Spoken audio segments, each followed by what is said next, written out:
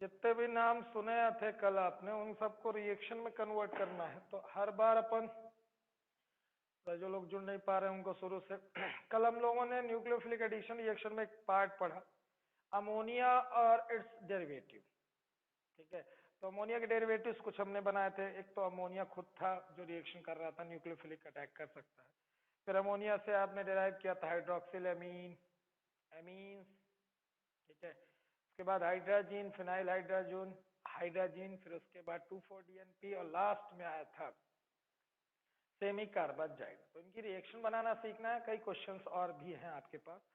तो फिलहाल आप न्यूक्लियोफिलिक एडिशन रिएक्शंस में एक पार्ट देख रहे थे जिसमें अमोनिया और उसके डेरिवेटिव्स रिएक्शन कर रहे हैं अगर कार्बोनिल कंपाउंड से। माना कि एक एल्डिहाइड आप ले रहे हैं, एस्टल्डिहाइड, क्या एस्टल्डिहाइड,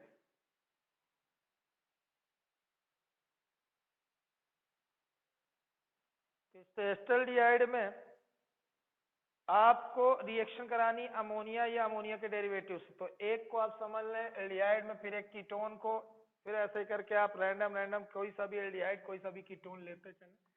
तो अगर मैं इसकी रिएक्शन अमोनिया से कराऊंगा,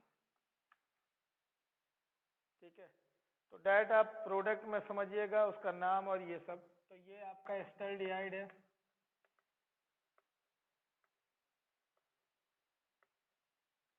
इस एस्टल्डिहाइड की रिएक्शन किससे कराई जा रही है? अमोनिया से।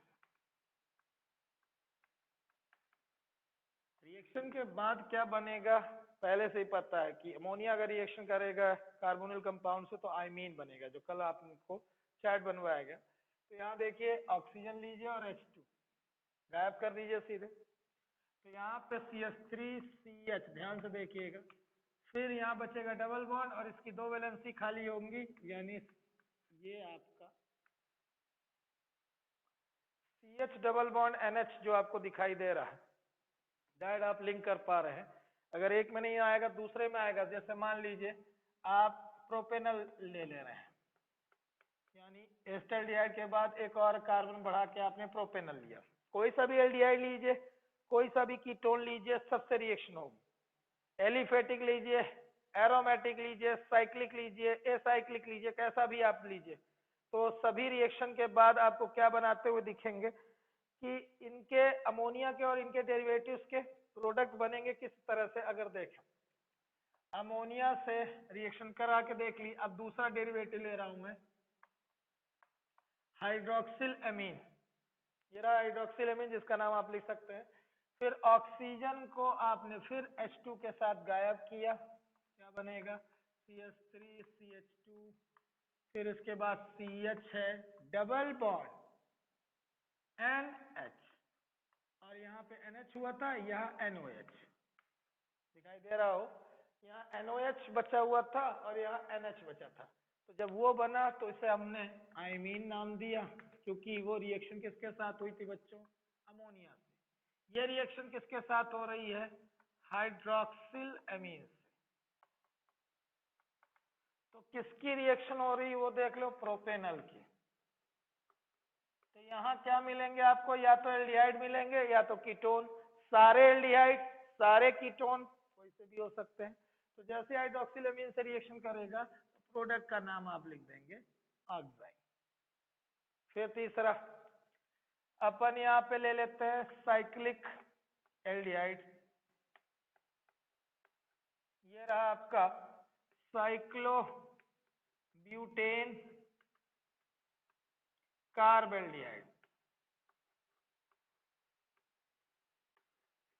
अब इसकी रिएक्शन अगले रिएजेंट से कराता हूं, तो वो था H2NR, यानी कोई अमीन है। R की जगह आप कोई दूसरा लेना चाहें तो H2N, यहाँ CH3 ले लिया मान लीजिए आप, तो ये मिथाइल अमीन हो गया।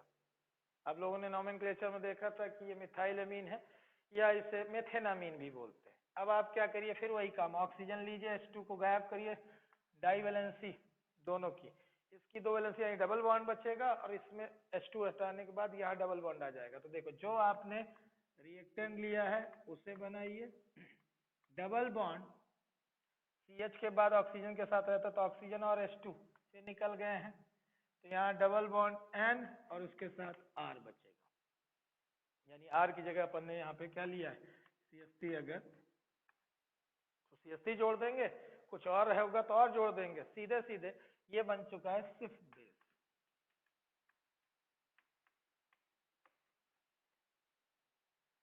या सब्स्टिट्यूटेड आइमीन, वो आइमीन था, ये सब्स्टिट्यूटेड आइमीन है, यानी R के साथ, एमीन्स के साथ, ये आपने एमीन्स लिए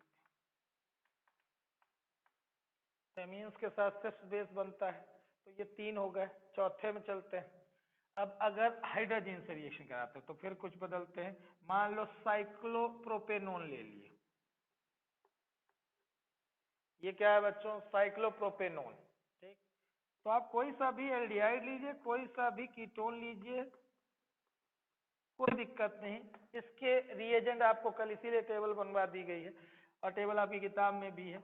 H2N NH2, क्या नाम है इसका सर, हाइड्राजीन। तो हाइड्राजीन लीजिए, काम वही हर बार करना है, ऑक्सीजन और H2 उठाना है, निकाल दो और डायरेक्ट दोनों को जोड़ दो। तो साइक्लोप्रोपेनोन में यहाँ डबल बॉन्ड था, ठीक है, और ये H2O निकलने के बाद डायरेक्ट N पे आ जाओ, N और उससे जुड़ा है NH2, ये बन गया बच्चों हाइड्राजोन। फिर एक रिएक्शन बनाई अपन ने, अब इस बार अपन बेंजीन ले लेते हैं और इधर ले लेते हैं C डबल बॉन्ड O, यहाँ H ले लोगे तो बेंजल डिहाइड हो जाएगा, यहाँ CH3 ले लोगे तो कीटोन हो जाएगा, तो मान लो CH3 ले लिया, एसिटोफिनोन बना दिया मैंने। क्या बनाया ये, एसिटोफिनोन। अब इस एसिटोफिनोन की रिएक्शन में फिनाइल हाइड्रोजन से करा देता हूँ। फिनाइल हाइड्रोजन मतलब H2N NH, ये हाइड्रोजन था, इसी में आपने एक बेंजीन रिंग यहाँ भी ले ली, तो ये एसिटोफिनोन हो गया। और इसके साथ रिएक्शन किसकी हो गई है, फिनाइल हाइड्रोजन की, तो ये फिनाइल हाइड्रोजन है।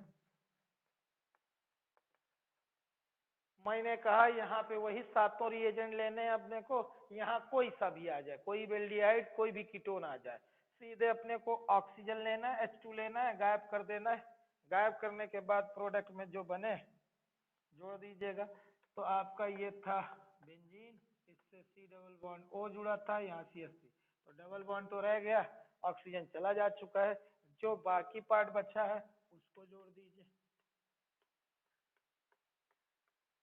तो ये बन गया बच्चों फिनाइल हाइड्राजोन, फिनाइल हाइड्राजोन। अभी 2 रिएजेंट और बच रहे हैं, उनकी रिएक्शन बनाते हैं।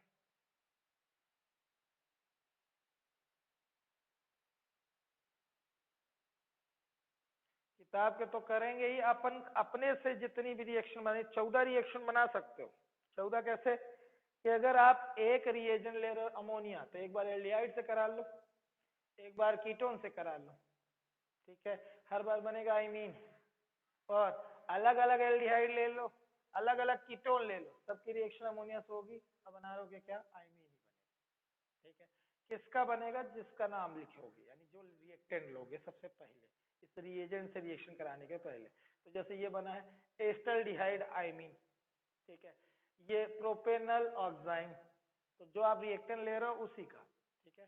तो हर बार आप रिएक्टेंट बदल सकते हो, रिएजेंट बदल सकते हो, एक बार एल्डिहाइड के साथ करा लो, एक बार कीटोन्स के साथ करा लो, प्रोडक्ट में नाम कॉमन वही रहेंगे जो टेबल में, ठीक है। तो मैंने अब 2 रिएक्शन समझनी है और बनानी है।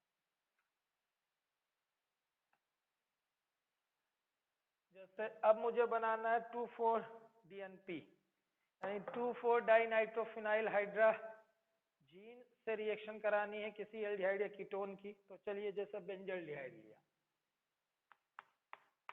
बेंजल डिहाइड ये हुआ, इसकी रिएक्शन अपन करा रहे हैं 2,4-DNP रिएजेंट से।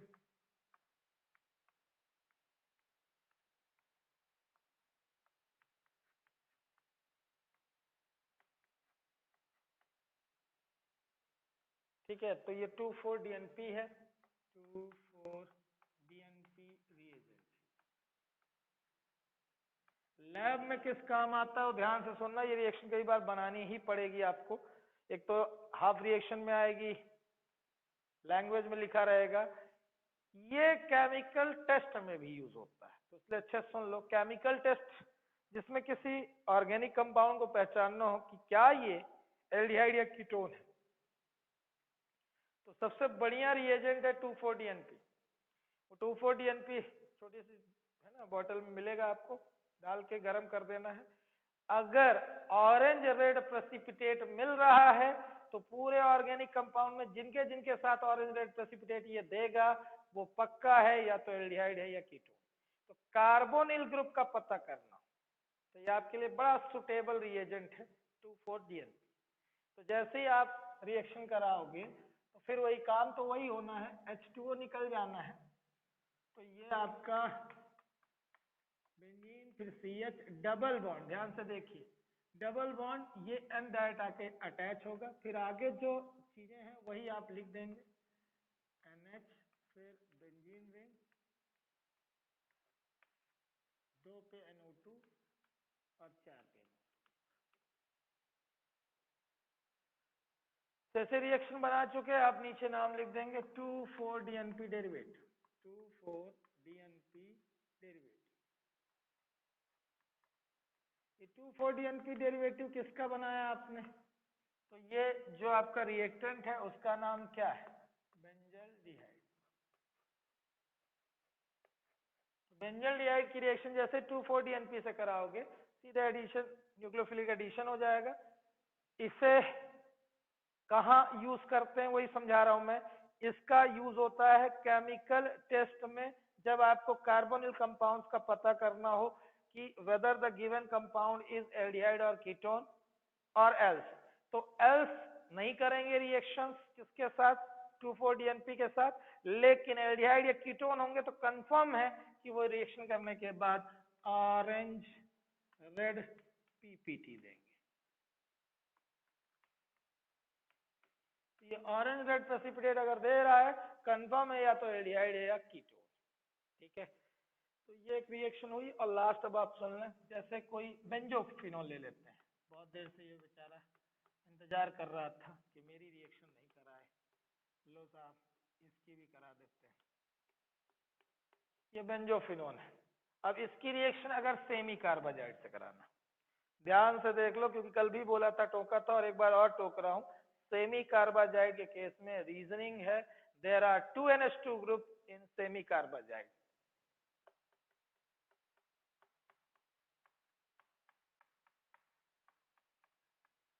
But only one take part in chemical reaction. तो मैंने दोनों NH2 में से कौन सा NH2 सामने रखा है, अगर ध्यान दो तो इस NH2 को लिया हूं मैं, इस वाले NH2 को मैं सामने नहीं लूंगा, ये गलती मत करना, क्योंकि ये NH2 इन्वॉल्व रहता है इस कार्बोनिल ग्रुप के साथ रेजोनेंस में, इस कारण से रिएक्शन में टेक पार्ट नहीं कर पाता, उसका लोन पेयर अवेलेबल नहीं रह पाता।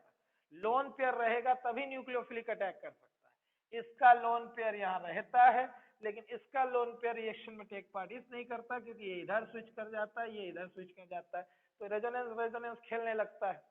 तो जब ये रेजोनेंस रेजोनेंस खेलेगा तो वो रिएक्शन में टेक पार्ट नहीं कर पाएगा न्यूक्लियोफिलिक अटैक, मतलब ये जाके इस कार्बन पे अटैक करे, ऐसा ना हो पाएगा। लेकिन ये भाई साहब खाली बैठे हैं, जैसे ये इधर स्विच होते हैं ये भाई साहब आके कार्बन के ऊपर अटैक कर देते हैं।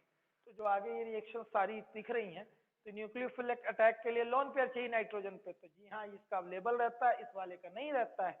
रीजनिंग फिर दिखाता हूँ, आंसर लिखाऊंगा, पहले रिएक्शन समझ लो कि रिएक्शन करते समय सेमी कार्बाजाइड से, ये क्या है, सेमी कार्बाजाइड, सेमी कार्बाजाइड से रिएक्शन कराते समय NH2 ये वाला सामने रखना है, CO से अटैच वाले को नहीं। ठीक है, और आगे काम वही है कि H2O निकाल दो, बाकी जोड़ दो। तो आपका बेंजोफिनोन आप बना लिए।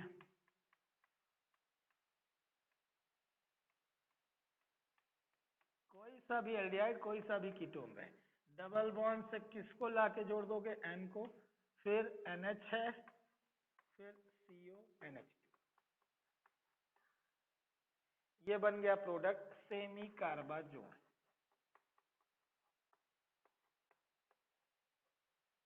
सेमी कार्बाजाइड से सेमी कार्बाजोन बन गया। या आपने रिएक्टेंट कौन सा लिया था? बेंजोफिनोन। ठीक है, तो ये रहा आपका। ठीक है, जितने भी रिएजेंट है सबकी रिएक्शन करा दी मैंने आपको।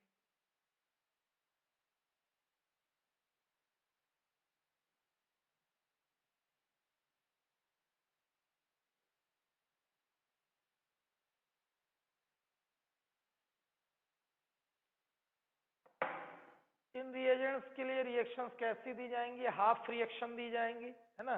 तो अब अपन एक्सरसाइज और इंटेक्स के क्वेश्चन देख लें। तो पहले अपन यहीं के यहीं इंटेक्स निपटा लेते हैं। 12.5 इंटेक्स में पहुंचिए, जो मेरी किताब में जो पेज है आपका, तो वो पेज नंबर मुझे दिख रहा है 365 और आपकी किताब में होगा 373 अगर नई किताब होगी।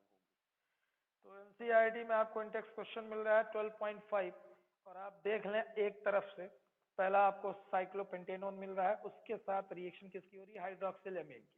लेकिन उस गधे ने फिर पलटा दिया है, आप सीधा कर दीजिएगा।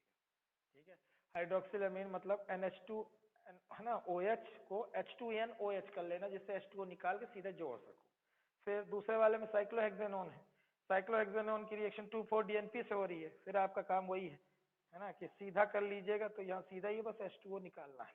ठीक है, तीसरे वाले में हाँ कंपलसरी है, इसी के लिए बार बार यही चिल्ला रहा था, यही है सेमी कार्बाजाइड तीसरा वाला। तो तीसरे वाले में आप देखिए कि NH2 वो वाला सामने रखा है गधे ने, जो कि CO से ग्रुप जुड़ा से, ये वाला दिया है ना अपने को, ये वाला NH2, यानी इसको भी पलटा लेंगे अपन, सुना हो। ठीक है, फिर लास्ट वाले में एसिटोफिनोन है। एसिटोफिनोन जैसे बेंजोफिनोन रिएक्शन कर रहा है वैसे एसिटोफिनोन करे, कोई करे, क्या करना है?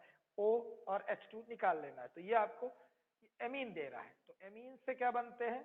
अगर कोई एलिफेटिक एमीन देता है उससे प्रोडक्ट सब्स्टिट्यूटेड आइमीन बनते हैं या फिर सिप्स बेस बनते हैं। तो पहले वाले का प्रोडक्ट ऑक्साइन बनेगा, दूसरे वाले का 2,4-DNP डेरिवेटिव जैसा ये बना हुआ है। फिर उसके बाद तीसरे वाले में सेमी कार्बाजोन बनेगा और चौथे वाले में सिप्स बेस बनेगा। तो मैं भी बना रहा हूँ, आपको भी खुद से बनाना हो, किताब में पेंसिल से ही बना दीजिए या अलग से आपको बनाना हो।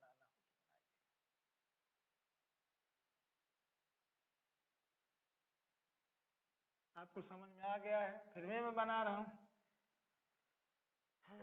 काम ही अपना है, अपन सब अपनी तरफ से बनाए रहें, आपसे गलतियां ना हो, और हों तो अगर आपसे तो आप इधर देखते रहेंगे तो बना देंगे सही।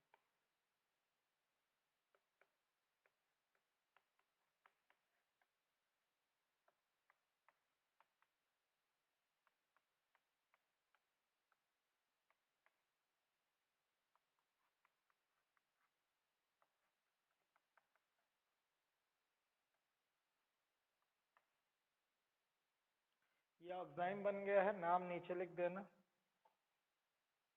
रिएक्टेंट का नाम आप जानते हो दोनों का, ये है आपका साइक्लोपेंटेनोन, ये हाइड्रोक्सिल एमीन, और वो ऑक्साइन हो गया।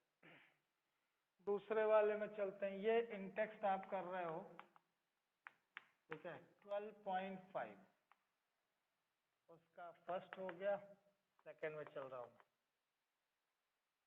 साइक्लोहेक्सेनोन है इस बार, बस कार्बन का नंबर बढ़ा है और कुछ नहीं। तो ये साइक्लोहेक्सेनोन है, जिसकी रिएक्शन हो रही है 2,4-DNP से।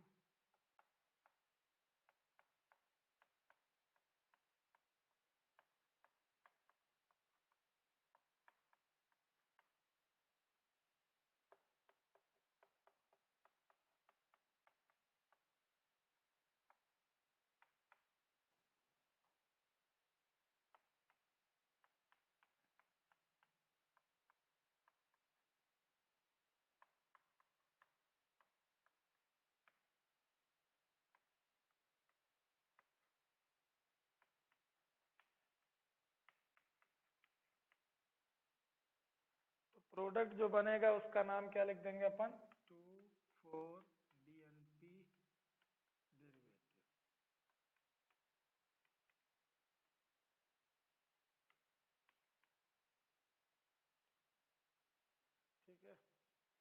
उसके बाद तीसरी रिएक्शन, तो इसमें आपको अगर लग रहा है कि इसका नाम क्या होगा, तो जहां आर आपको दिख गया, ठीक है, तो आप रहने दें उस आर वाले में, आईयूपीएसी ना करने लगे। जो रिएजेंट दिख रहा है पहले तो उसे आप बना लें। यहाँ रिएक्शन ऐसी होती है जिसमें आपको मैकेनिज्म से मतलब रहता है और जनरल नेम से, तो आप ये लिख सकते हैं कि ये इनल है, यानी इन और अल, इनल हो गया, जिसकी रिएक्शन किससे हो रही है, सेमी कार्बाजाइड से, तो आप उसे सीधा कर लीजिए NH2NH CONH2, यानी CO वाले NH2 को आप दूर करिए, ठीक। प्रोडक्ट में आप क्या करेंगे, फिर वही एल्डिहाइड से, ये डबल बॉन्ड से मतलब रखिएगा, एल्डिहाइड से ऑक्सीजन लीजिएगा, इससे H2 यानी ऐसे H2O निकाल दीजिएगा, तो ये आपका सेमी कार्बाजाइड है, जिससे प्रोडक्ट में बनेगा आपका RCH double bond CH double bond फिर आएगा, क्योंकि ये ऑक्सीजन आपका H2O के साथ निकल जाएगा, तो यहाँ पे N बचेगा, फिर NH, फिर CONH2, डायरेक्ट लिख देते हैं अपन, सेमी कार्बाजोन।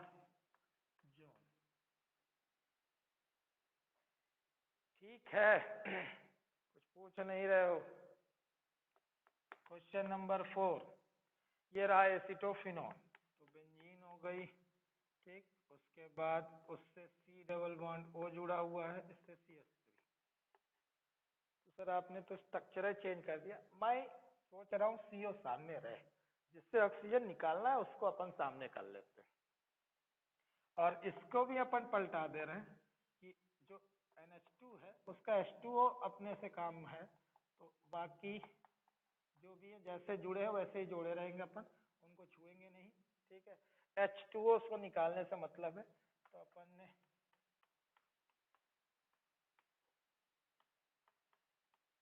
जैसा बाकी है वैसे ही बनाए रखेंगे, और जो दिख रहा है उसे जोड़ते जाएंगे। तो ये रहा सिर्फ बेस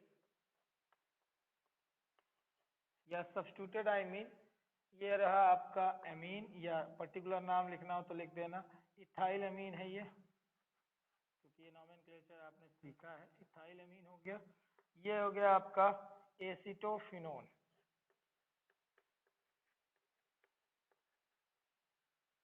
तो एसिटोफिनोन की रिएक्शन हो गई इथाइल एमीन से, और प्रोडक्ट आपका 6 बेस बन गया, ठीक है। एक्सरसाइज में चलो,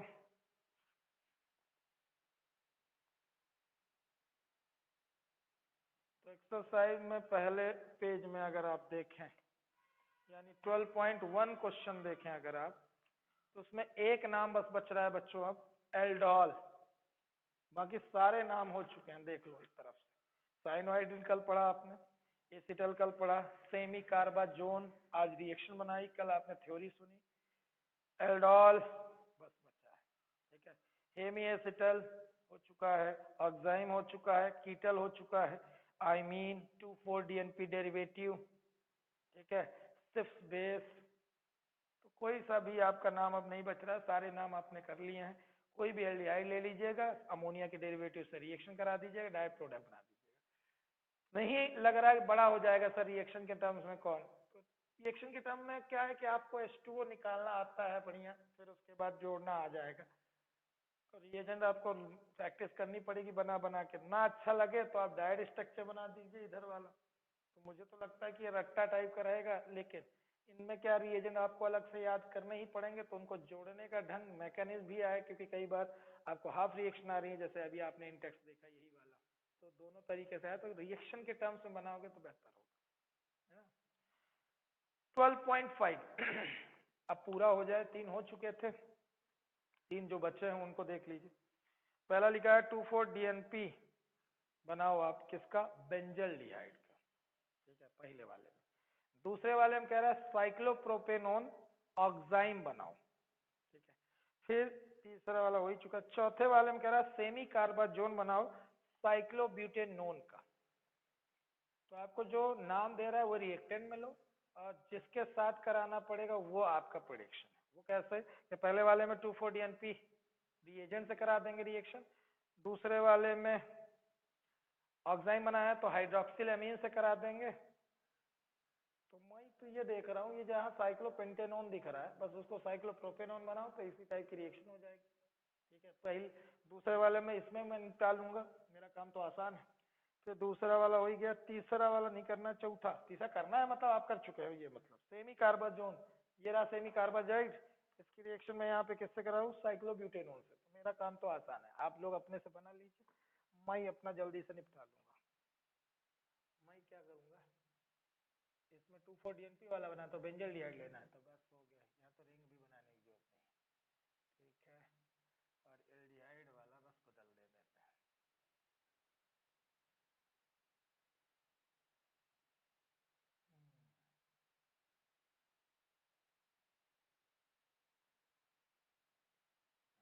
मेरा काम आसान हो रहा है। साइक्लोप्रोपेनोन ये हो जाएगा 12.5 एक्सरसाइज का। ठीक है, ये सेकंड है। मैं क्या करूंगा, साइक्लोप्रोपेनोन लूंगा। ठीक, उसकी रिएक्शन हाइड्रोक्सिलामीन से कराऊंगा। तो हाइड्रोक्सिलामीन से जैसे ही रिएक्शन होगी तो यहाँ साइक्लोप्रोपेनोन। एक काम करते हैं, आप गंदा लगेगा, नहीं समझ में आएगा, तो काम पूरा ही बना देते हैं। थोड़ी मेहनत लगेगी और क्या, मेहनत कर लेते हैं। पहला वाला है 2,4-DNP बनाना है, किसका, बेंजल डिहाइड। आप बना रहे हैं अच्छे बच्चों की तरह, ठीक है, बनाते रहिएगा, मेरे भरोसे मत बैठे रहिएगा, कुछ खुद भी करिए। बेंजल डिहाइड, फिर यहाँ पे H2N NH, फिर बेंजीन, 2 पे NO2, 4 पे Na2। बहुत बढ़िया। इसकी रिएक्शन के बाद 2,4-DNP रिएजेंट बनेगा, तो बेंजीन ली, CH डबल बॉन्ड N, क्योंकि H2O निकल गया, NH, फिर बेंजीन, छोटी सी NO2 और एक और NO2, ये बन गया 2,4-DNP डेरिवेटिव। मेरा वाला पहला हो गया। दूसरे वाले में चल रहा हूं मैं, क्या दियो अंकल, साइक्लोप्रोपेनोन ऑक्साइन। ठीक, तो साइक्लोप्रोपेनोन, ये रहा साइक्लोप्रोपेनोन, जिसकी रिएक्शन अगर हाइड्रोक्सिल अमीन से कराई जाए तो जो प्रोडक्ट बनेगा वो कंफर्म है ऑक्साइन बनेगा, H2O निकालने के बाद। तो ये रहा आपका साइक्लोप्रोपेनोन, इससे अपन H2O निकालने के बाद NOH बचा, ये रहा ऑक्साइन। हाइड्रोक्सिल अमीन से रिएक्शन कराओगे तो ऑक्साइन बनेगा। किसकी रिएक्शन करा रहा हूं, साइक्लोप्रोपेनोन। ठीक है, तो साइक्लोप्रोपेनोन ऑक्साइन बन जाएगा। फिर मुझे फोर्थ नंबर में बोला है सेमी कार्बाजोन बनाओ, किसका, साइक्लोब्यूटेनोन का। ठीक है साहब, साइक्लोब्यूटेनोन ये रहा। ठीक, अब इस साइक्लोब्यूटेनोन में किसकी रिएक्शन करा दें अपन, मुझे सेमी कार्बाजोन बनाना है, तो मैं सेमी कार्बाजाइड ले लूं, ये रहा, और सीधे मैं इनको जोड़ दूं, तो ये साइक्लो ब्यूटेनोन का NNHCONH2, ये सेमी कार्बाजोन है। ठीक है, ये सेमी कार्बाजाइड है,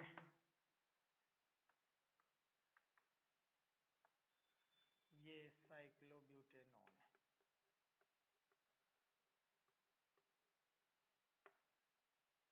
तो इस तरह से 12.5 एक्सरसाइज के सारे क्वेश्चन हो गए हैं। तो ऑलमोस्ट अगर आप ये पेज देखें तो सारे क्वेश्चन हो गए हैं, क्योंकि नॉमेनक्लेचर पहले बताया जा चुका है। ठीक है, और 2 क्वेश्चन थे जो इस चैप्टर से रिलेटेड थे, तो 12.1 12.5। इसके बाद अगर और कोई क्वेश्चन मिले मुझे तो मैं चल रहा हूँ, चलते जा रहा हूँ। 12.17 में मुझे दिख रहा है पहले एक तो क्वेश्चन, कौन सा, 17 का थर्ड, यही सेमी कार्बाजाइड से रिएक्शन कराने के लिए करा, लेकिन फिर पलटा के दिया उसने। तुमको समझ में आता है कि नहीं कि गलत बना क्या होगी। सेमी कार्बाजाइड में वो ये वाला NH2 सामने रख रहा है, इस बाकी चीज पीछे कर दे रहा है, अपन उसे पलटा देंगे, ठीक है, और सीधे जोड़ के रिएक्शन बना देंगे। तो ये 12.17 का थर्ड भी हो गया। कैसे? आप बेंजल्डिहाइड मतलब जो लिखा है C6H5CHO, ये कुछ और नहीं बेंजल्डिहाइड है। इसकी रिएक्शन आपसे करने के लिए कह रहा है सेमी कार्बाजाइड से, तो मैं उसे पहले तो पलटा लूं, क्योंकि मैं अगर नहीं पलटाऊंगा तो मैं रीजनिंग नहीं याद किया हूं कि इस सेमी कार्बाजाइड का है ना, यही NH2 टेक पार्ट करेगा रिएक्शन में, तो H2O निकाल दूं। ये है 12.17 का थर्ड नंबर बच्चों, ठीक है। और ऐसे ही कंबाइन कराऊं C6H5CH डबल बॉन्ड, यहाँ CH के बाद डबल बॉन्ड O था, O निकल गया, H2 निकल गया, ये सीधी मोइटी पूरी जुड़ जाएगी NNHCONH2। तो ये प्रोडक्ट बन गया है सेमी कार्बाजोन, ऊपर लिखा हुआ है सेमी कार्बाजोन बन गया है, और ये सेमी कार्बाजाइड है, ये बेंजल्डिहाइड है।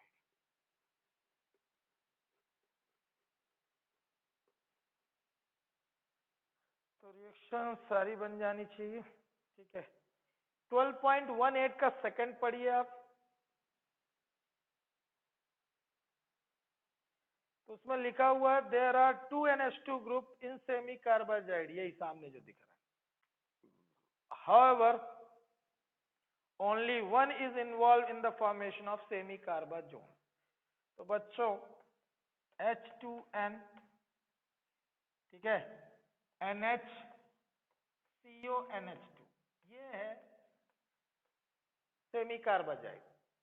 तो आपका ये NH2 इन्वॉल्व होता है न्यूक्लियोफिलिक एडिशन रिएक्शन में, ये नहीं। रीजन लिखेंगे ऐसे स्ट्रक्चर बना के, ड्यू टू रेजोनेंस, और रेजोनेंस बना दीजिएगा। रेजोनेंस कैसे बनाएंगे आप?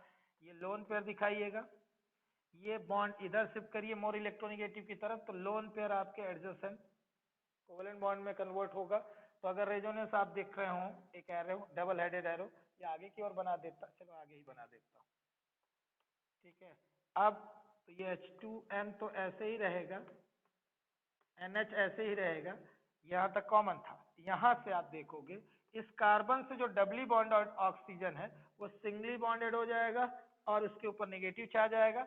लोन पेयर इधर डोनेट होगा तो यहाँ डबल बॉन्ड आ जाएगा, और इसका नाइट्रोजन चूंकि लोन पेयर दे दिया है, इसके ऊपर आ जाएगा पॉजिटिव चार्ज।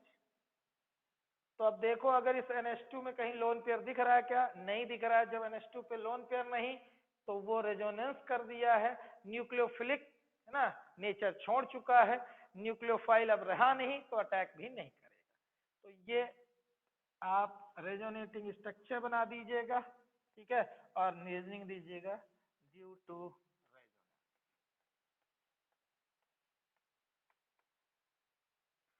कम शब्दों में अगर आपको बयां करना हो तब, ठीक है। तो इस तरह से ये अमोनिया और उसके डेरिवेटिव्स वाला सेगमेंट पूरा खत्म होता है, ठीक है। आगे मिलते हैं कल।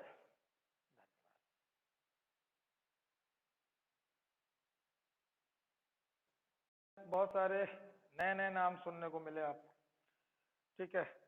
तो कीटल, एथिलीन कीटल, एसिटल, हेमी एसिटल, ये सुनने के बाद बहुत सारे नाम ये पढ़े आपने, आइमीन, शिप बेस, ठीक है। तो इन सारे नाम को जो आपने सुना, इन सब की रिएक्शंस बना लिया अपन ने, ठीक है। जितने क्वेश्चन इससे रिलेटेड थे वो सुन लिया है।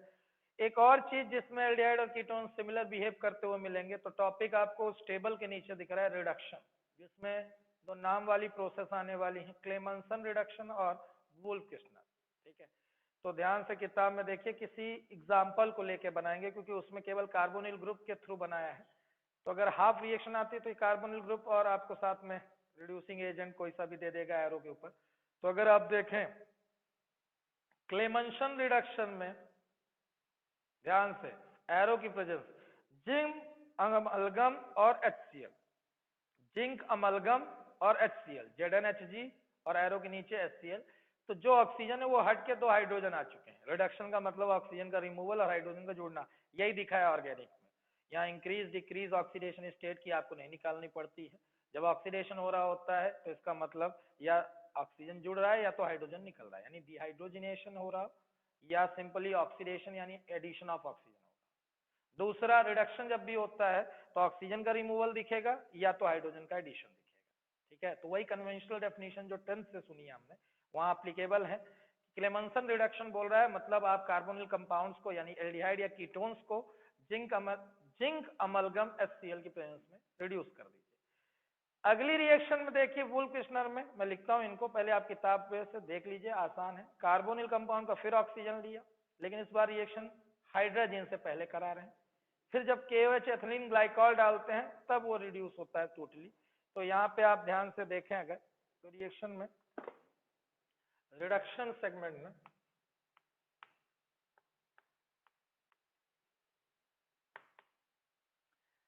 आप कोई भी एल्डिहाइड ले लीजिए, जैसे मैंने ले लिया प्रोपेनल। ठीक है, अब प्रोपेनल की रिएक्शन और एक बात प्रोपेनोन की रिएक्शन दिखा रहा हूं मैं, क्योंकि एक एल्डिहाइड या कीटोन ले लो तब अच्छे से एग्जांपल भी समझ में आ जाए। इसमें मुझे दे रहा है जिंक एमलगम HCl।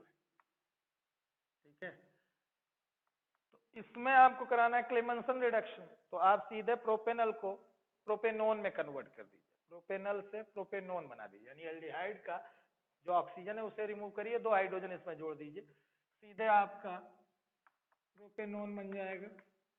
तो जहां ऑक्सीजन हटेगा तो 2 हाइड्रोजन, क्योंकि आपको पता हो कि डाइवेलेंट होता है कौन, ऑक्सीजन, तो उसमें डबल बॉन्ड O जुड़ा रहता है। वहीं पे 2 हाइड्रोजन जोड़ने हैं आपको, हाइड्रोजन का बॉन्ड ऑक्सीजन का बॉन्ड क्लीव करना है दोनों बॉन्ड और उसको हटाना है, वहीं पे 2 हाइड्रोजन जोड़ देना है। रिडक्शन का मतलब removal of oxygen, addition of hydrogen.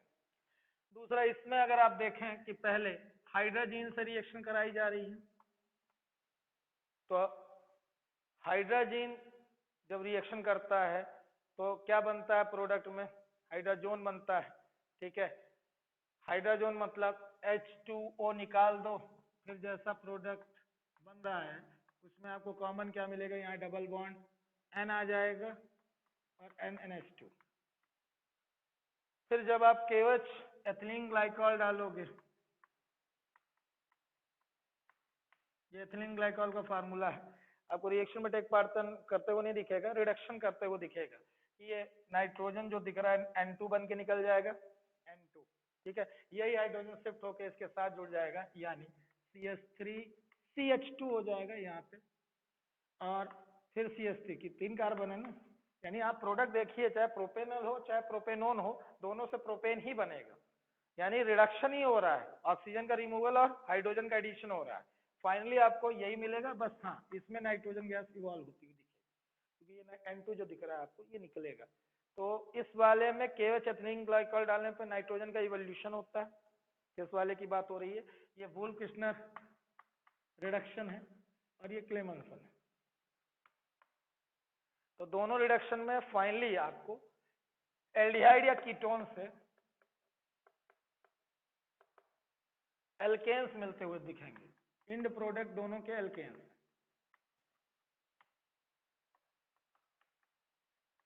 तो कन्वर्जन टाइप का याद रखना हो कि जब एन बनाने के लिए बोले किसी एल्डिहाइड या कीटोन से, तो आपको या तो क्लेमेंसन करा देना है या तो फिर वुल्फ-किश्नर, ये आपके ऊपर रहेगा, तो आप क्लेमेंसन ही कराएंगे। काम का यही है कि एक रिएजेंट डालना पड़ रहा, 2 रिएक्शन नहीं करनी पड़ रही, लेकिन नेम से आएगा, नेम रिएक्शन लिखने के लिए तो फिर आपको दोनों स्टेप याद करनी पड़ेंगी, ये वाली भी और वो वाली भी, और साथ में नाम भी नीचे लिखने होंगे इंटरमीडिएट के। तो ये इंटरमीडिएट जो बना है उसमें लिख देना हाइड्रोजन बना है। ठीक है, हाइड्रोजन की रिएक्शन होगी जब तो हाइड्रोजन ही बनेगा, हाइड्रोजन से आपका एल्केन बन जाता है, नाइट्रोजन गैस इवॉल्व होती है। ये वुल्फ-किश्नर रिडक्शन हुआ। अब आते हैं जरूरी केमिकल टेस्ट में, यानी आज की क्लास में बड़ा इंपॉर्टेंट टॉपिक होने वाला है, chemical test to distinguish two chemical compounds two organic compounds. तो बच्चों हर चैप्टर में ये था, तो जैसे अगर आपको याद आए कहाँ की बात हो रही है, सबसे पहले अपन ने ये सुना था कहाँ, अल्कोहल्स जब 3 तरीके दे दिए जाते हैं, प्राइमरी सेकेंडरी और टर्शरी, तो आपको बताया गया ल्यूकास टेस्ट और विक्टर मेयर टेस्ट। तो ल्यूकास टेस्ट से डिस्टिंग्विश हो रहे थे, टर्शरी इमीडिएट रिएक्शन कर रहा था।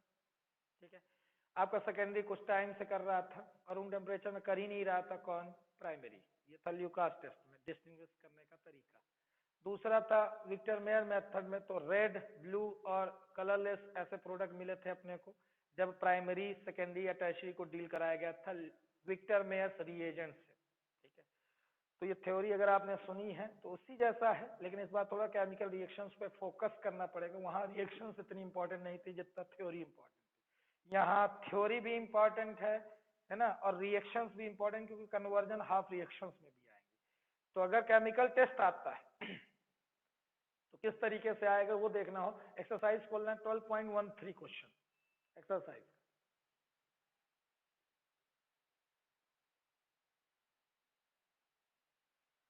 तो उस क्वेश्चन में अगर आप देख रहे हो लिखा है write a chemical test to distinguish following pairs of compounds. तो पहला ही एग्जांपल अगर उसमें देखो तो लिखा हुआ है प्रोपेनल एंड प्रोपेनोन। यहां से क्या समझ में आ रहा है कि मुझे एल्डिहाइड और कीटोन को अलग करके दिखाना है, कि कोई एक फलाना करे तो अगला ढिकाना करे। ठीक है, कहने का मतलब एक अगर एक रिएजेंट से रिएक्शन कर रहा है तो दूसरा पक्का है ना करे, अगर करे तो अलग अलग कलर दे तो हम डिस्टिंग्विश कर पाते हैं। तो बात समझना, यहाँ जितने भी क्वेश्चन है 7 क्वेश्चन 12.13 के एक्सरसाइज में, ये सभी में एक रिएजेंट एक से रिएक्शन करेगा तो दूसरा उससे नहीं करेगा, दूसरा किसी और से करेगा तो पहला वाला नहीं करेगा। यानी इन पेयर में से दोनों एक जैसी रिएक्शन करते नहीं दिखाना है आपको। यानी यहीं तक जो आपने पढ़ा है आज तक रिडक्शन के पहले तक, यहां में से कोई भी रिएक्शन आपको नहीं करके दिखानी है, क्योंकि दोनों एल्डिहाइड और कीटोन एक ही टाइप के रिएक्शन कर रहे थे। यहां से अंतर बताना है। तो कीटोन और एल्डिहाइड अलग होते हैं ऑक्सीडेशन। तो अगला टॉपिक जो आप पीछे आ जाए एक्सरसाइज छोड़ के, तो आपको दिखाई दे रहा हो ऑक्सीडेशन। तो कीटोन्स और एल्डिहाइड्स को इजीली डिस्टिंग्विश कर सकते हो with the help of oxidation. तो ध्यान से सुनना जो बातें कर रहा हूं मैं, क्योंकि सुनने के बाद फिर हम प्रैक्टिकली उसको समझेंगे। यहाँ पे aldehydes are oxidise with the help of mild oxidising agent, but ketones can not. Aldehydes किसी भी माइल्ड ऑक्सीडाइजिंग एजेंट को डालने पे करस्पॉन्डिंग कार्बोक्सिलिक एसिड दे देते हैं, लेकिन कीटोन्स आसानी से नहीं। बहुत ही विगरस कंडीशन दोगे, ड्रास्टिक कंडीशन दोगे, स्ट्रॉन्ग ऑक्सीडाइजिंग एजेंट डालोगे, हीट करोगे, तब जाके वो ऑक्सीडाइज होंगे। इतने कुकुर है कीटोन, और आसानी से गऊ टाइप के हैं एल्डिहाइड्स। कौनो एजेंट डाल दो गरीबों के ऊपर। माइल्ड ऑक्सीडाइजिंग एजेंट में CrO3 डाल दो, अल्कलाइन KMnO4 बेयर्स रिएजेंट डाल दो, टॉलेंस रिएजेंट डाल लो, फेहलिंग रिएजेंट डाल दो, सब इजीली ऑक्सीडाइज होके कार्बोक्सिलिक एसिड में कन्वर्ट हो जाते हैं। कीटोन्स के लिए स्ट्रॉन्ग ऑक्सीडाइजिंग एजेंट K2Cr2O7 डालो, H2CrO4 क्रोमिक एसिड डालो, ठीक है, KMnO4 एसिडिफाइड करके डालो, फिर हीट भी करो, तब जाके वो अपनी रिएक्शंस देते हैं कीटोन्स। तो ketones strong oxidising agent plus vigorous condition, drastic condition, सब ऑक्सीडाइज होंगे। और ऑक्सीडेशन का भी मैनर अलग है। मैनर ये है बच्चों कि एल्डिहाइड लो कोई सा भी, ऑक्सीडेशन कराना तो जब माइल्ड कर ले रहे हैं तो समझ रहे हो कि स्ट्रॉन्ग तो करेंगे ही। तो माइल्ड ऑक्सीडाइजिंग एजेंट डाला आपने, जैसे ब्रोमीन वाटर डाल दिया, ठीक है, अल्कलाइन KMnO4 यानी जिसका नाम आपने बेयर्स रिएजेंट सुना है, मैं लिखे रहा हूं वो नाम भी जिससे आपको याद रहे। उसके अलावा जितने भी मिलते जाएं कि बेयर्स रिएजेंट के अलावा आप K2Cr2O7 ये सब तो डाल ही सकते हो, ठीक है। टॉलेंस और फेहलिंग जो स्पेशली इस पेज में है, जो बड़े इंपॉर्टेंट है, तो टॉलेंस रिएजेंट आप डाल रहे हैं या फेहलिंग रिएजेंट डाल रहे हैं,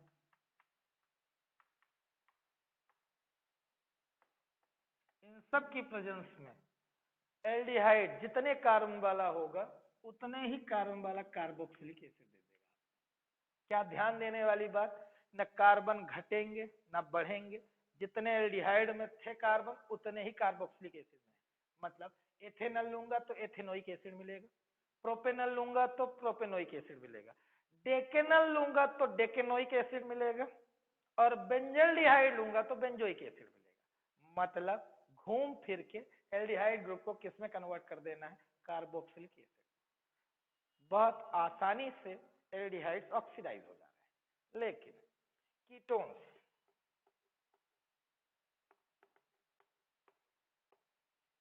इनको चाहिए दो चीजें। पहले तो तुम कसम खाओ कि मैं स्ट्रॉन्ग ऑक्सीडाइजिंग एजेंट डालूंगा, पहले तो ये एग्जाम्पल K2Cr2O7 डालो या Na2Cr2O7 डालो, सोडियम डाइक्रोमेट, या क्रोमिक एसिड डालो। ठीक है, इतना करने के बाद साथ ही साथ ड्रास्टिक या विग्रस कंडीशन डालो, मतलब टेम्परेचर बढ़ना चाहिए आपका। तो इन ड्रास्टिक और विग्रस कंडीशन में ये ऑक्सीडाइज होगा।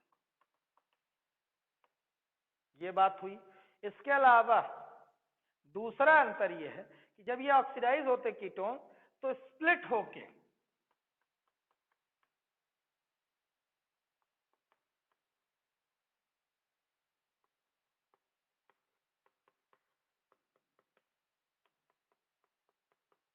कार्बोक्सिलिक एसिड देते हैं।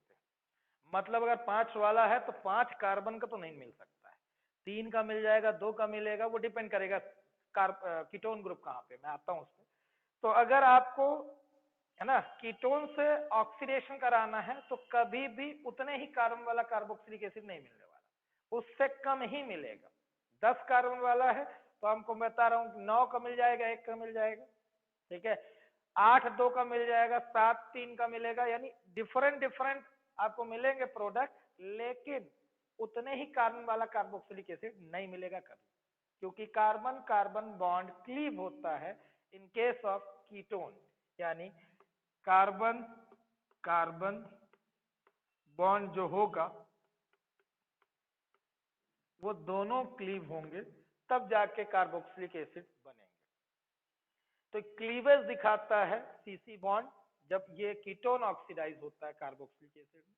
ठीक है, तो ये बहुत बड़ा अंतर है दोनों एल्डिहाइड और कीटोन में। अब इनकी रिएक्शंस भी आगे समझना है हमको। तो इन रिएक्शंस को समझने के लिए टॉलेंस, फेलिंग और आइडोफॉर्म आज हम करने वाले हैं।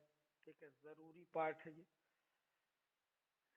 ये आपने लिख लिया हो तो अब समझें। सबसे पहला टॉलेंस टेस्ट।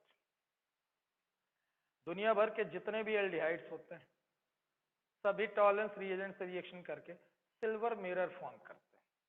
अगर लैब में जाके एक प्रैक्टिकल करने का मौका मिला इस साल आपको, ठीक है, तो आप जैसे कोई एल्डिहाइड पाए, यानी एल्डिहाइड लिखा हो, अल लगा हो सफिक्स, ठीक है, एस्टल्डिहाइड, बेंजल्डिहाइड, कौन सा एल्डिहाइड मिल जाए अपने को, सीधे उठाओ। ठीक है, टॉलेंस रिएजेंट के साथ ट्रीट कराओ। सर ये टॉलेंस रिएजेंट क्या है, आ रहे हैं सिल्वर नाइट्रेट लीजिए, ठीक है, थोड़ा सा और एक्वस सोल्यूशन बना लीजिए। ठीक, अप्रोक्सीमेटली 2 ml बना लिया अपन ने सिल्वर नाइट्रेट। ठीक, तो ऐसा कोई करस्पॉन्डिंग नहीं है, कितना भी ले लो, आपको लैब में लिखा हो रहता है कि टॉलेंस रिएजेंट कैसे बनाना है। ठीक है, तो टॉलेंस रिएजेंट का नाम आप सुने रहे, सिल्वर नाइट्रेट को अमोनिया सोल्यूशन से ट्रीट कराते हैं, यानी ammoniacal silver nitrate, ammoniacal silver nitrate Tollens reagent. ठीक, फॉर्मूला बताता हूं। फिर जैसे इन दोनों को ट्रीट कराते हैं तो एक अगला मतलब एक चैप्टर है आपको कोऑर्डिनेशन कंपाउंड, जिन लोगों ने पढ़ा तो उनको याद आए। कोऑर्डिनेशन कंपाउंड्स में अमोनिया एक लिगेंड की तरह बिहेव करता है जो मेटल के वैकेंट ऑर्बिटल में लोन पेयर देके जुड़ जाता है, यानी अमोनिकल सिल्वर नाइट्रेट से जो प्रोडक्ट बनता है वो कॉम्प्लेक्स होता है, तो एक कोऑर्डिनेशन कंपाउंड बन जाता है। अब उसकी रिएक्शन अगर कराई जाए किसी एल्डिहाइड से, ठीक है, टॉलेंस रिएजेंट, तो टॉलेंस रिएजेंट का जो क्या होता है रिएक्टेंट, वो डिस्प्लेस होता है, सिल्वर अलग हो जाता है और मिरर के फॉर्म में आ जाता है। मिरर के फॉर्म में मतलब जो आपका टेस्ट ट्यूब है, जैसे तो टेस्ट ट्यूब में आपका जैसे आपने एल्डिहाइड डाल दिया और टॉलेंस रिएजेंट डाला, तो मान लीजिए यहाँ तक आपने रिएक्शन मिक्सचर देखा, तो ये पूरा का पूरा जैसे आप उसको गिराएंगे तो यहाँ पूरी सिल्वर की डिपॉजिट मिलेगी आपको, और आपको पता हो कि सिल्वर बेस्ट रिफ्लेक्टर होता है। ठीक है, तो वो मिरर जैसा दिखेगा, मतलब अगर आप देखें तो छोटे छोटे आप दिखने लगोगे उसमें टेस्ट ट्यूब में, अच्छा लगेगा आपको। ठीक है, मुंह तक आएगा, नाक शायद आ जाए, आंख खा जाए, ठीक है, छोटे छोटे। तो ये मिरर की तरह बिहेव करेगा। कौन? सिल्वर पूरे में डिपॉजिट हो जाएगा, ये पूरी टेस्ट ट्यूब में, इसकी वॉल्स में जमा हो जाता है सिल्वर, ठीक है। तो ये सिल्वर मिरर बनते से ही समझ में आ जाता है कि हमने एल्डिहाइड लिया था। आप बाकी हेलो एल्केन्स ले लीजिए, हेलो एरिन्स ले लीजिए, अल्कोहल, फिनॉल, ईथर ले लीजिए, एमीन्स ले लेंगे अगले चैप्टर का, कौना उठाएंगे या कीटोन भी उठाएंगे, वो टॉलरेंस रिएजेंट से रिएक्शन नहीं करेंगे। यानी ये सिल्वर मिरर आपको केवल किसके साथ मिलता हुआ दिखेगा? केवल और केवल एल्डिहाइड के साथ। ये सिल्वर मिरर और किसी ऑर्गेनिक कंपाउंड के साथ नहीं मिलना है, ठीक है। तो आप समझिए कि टॉलरेंस रिएजेंट कितना यूजफुल है टू डिटेक्ट एल्डिहाइड प्रेजेंट।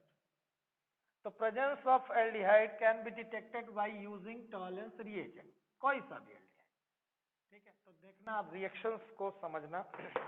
तो आप पहले टॉलरेंस रिएजेंट कैसे बनाओ?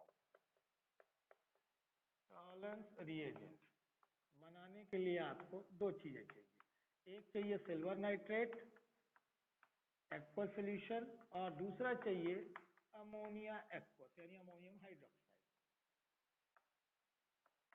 इन दोनों के, है ना, इंटरेक्शन के बाद जो आपको रिएजेंट आपकी किताब में याद रखना है वो है AgNH3 होल ट्वाइस पॉजिटिव। और जो लोग कोऑर्डिनेशन कंपाउंड पढ़ चुके हैं तो ये मैं अगला नाम जो बोल रहा हूं उनको वो भी समझ में आना चाहिए, जिन्हें ना आए तो ये टॉलरेंस रिएजेंट है, इतना याद रख सकते हैं ऑर्गेनिक में फिलहाल वो।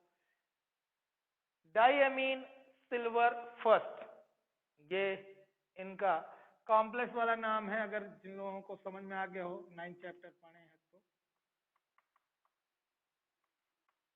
ये रोमन नंबर में उसकी ऑक्सीडेशन स्टेट है।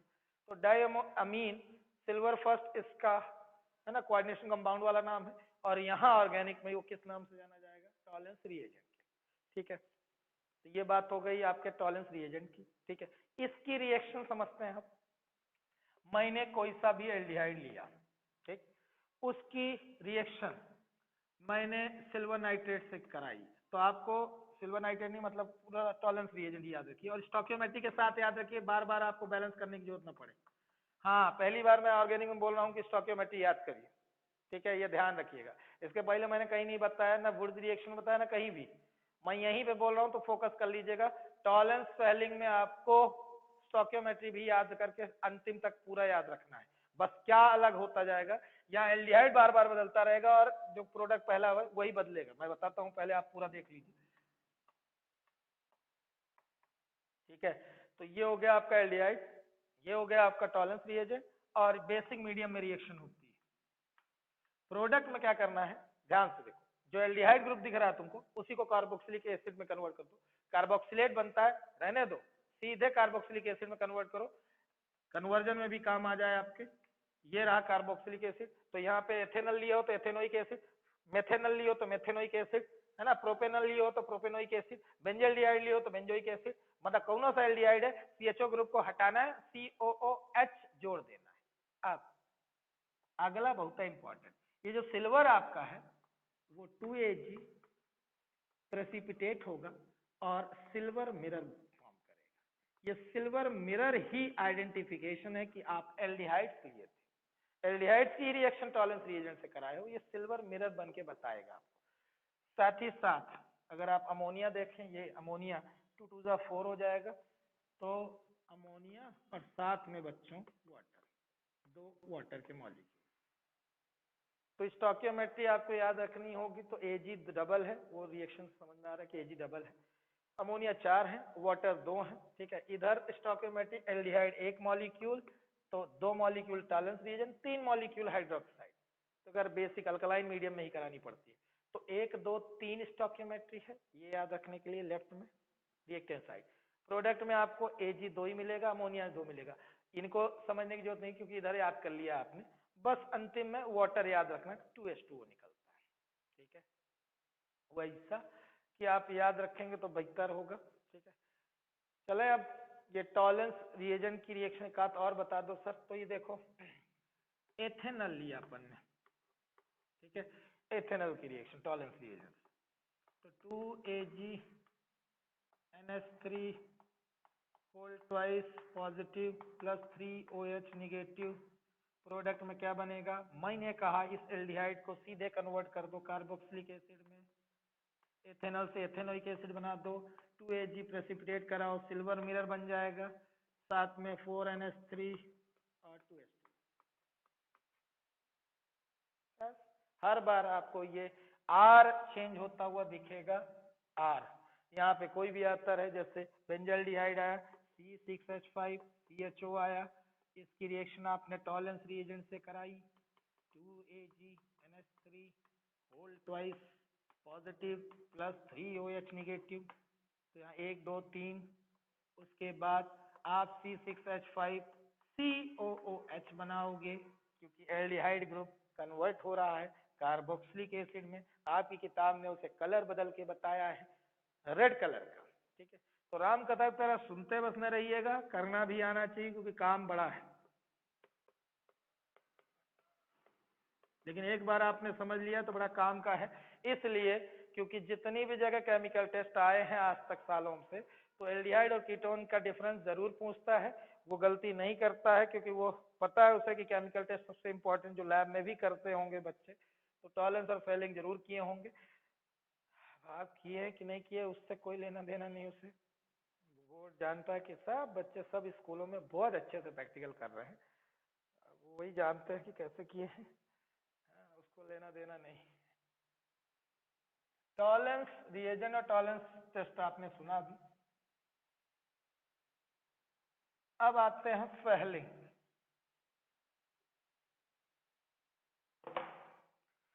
तो बच्चों फेहलिंग टेस्ट, फेहलिंग रिएजेंट, तो फेहलिंग रिएजेंट कैसे तैयार किया जाता है? इसमें दो सॉल्ट लिए जाएंगे, यानी फेहलिंग सोल्यूशन ए लिया जाएगा, Fehling solution B. Fehling solution A मतलब आप एक्वस कॉपर सल्फेट लेंगे, जो कि आपको पता है लाइट ब्लू कलर का होता है, या ब्लू बस याद रखें। जैसे ये देखा हो हमने, कॉपर सल्फेट का सोल्यूशन, कभी भी लैब में जाके कॉपर सल्फेट के क्रिस्टल डिसॉल्व करोगे, लाइट ब्लू कलर का आपको मिल जाएगा सोल्यूशन, वो फेलिंग सोल्यूशन ए है। अच्छी चीज ये है कि लैब में डायरेक्ट फेलिंग सोल्यूशन ए बन के आया होता है, कि लैब में कौन बना रहा है, कैसे बना रहा है, अच्छे से बना भी रहा है कि नहीं बना रहा है। तो डायरेक्ट आपको रिएजेंट फेलिंग सोल्यूशन ए मिल जाएगा, यानी एक्वस कॉपर सल्फेट। ठीक, आपने 1 ml टेस्ट ट्यूब में निकाल लिया उसे, ठीक है। फिर उसमें ऐड करेंगे फेलिंग सोल्यूशन बी,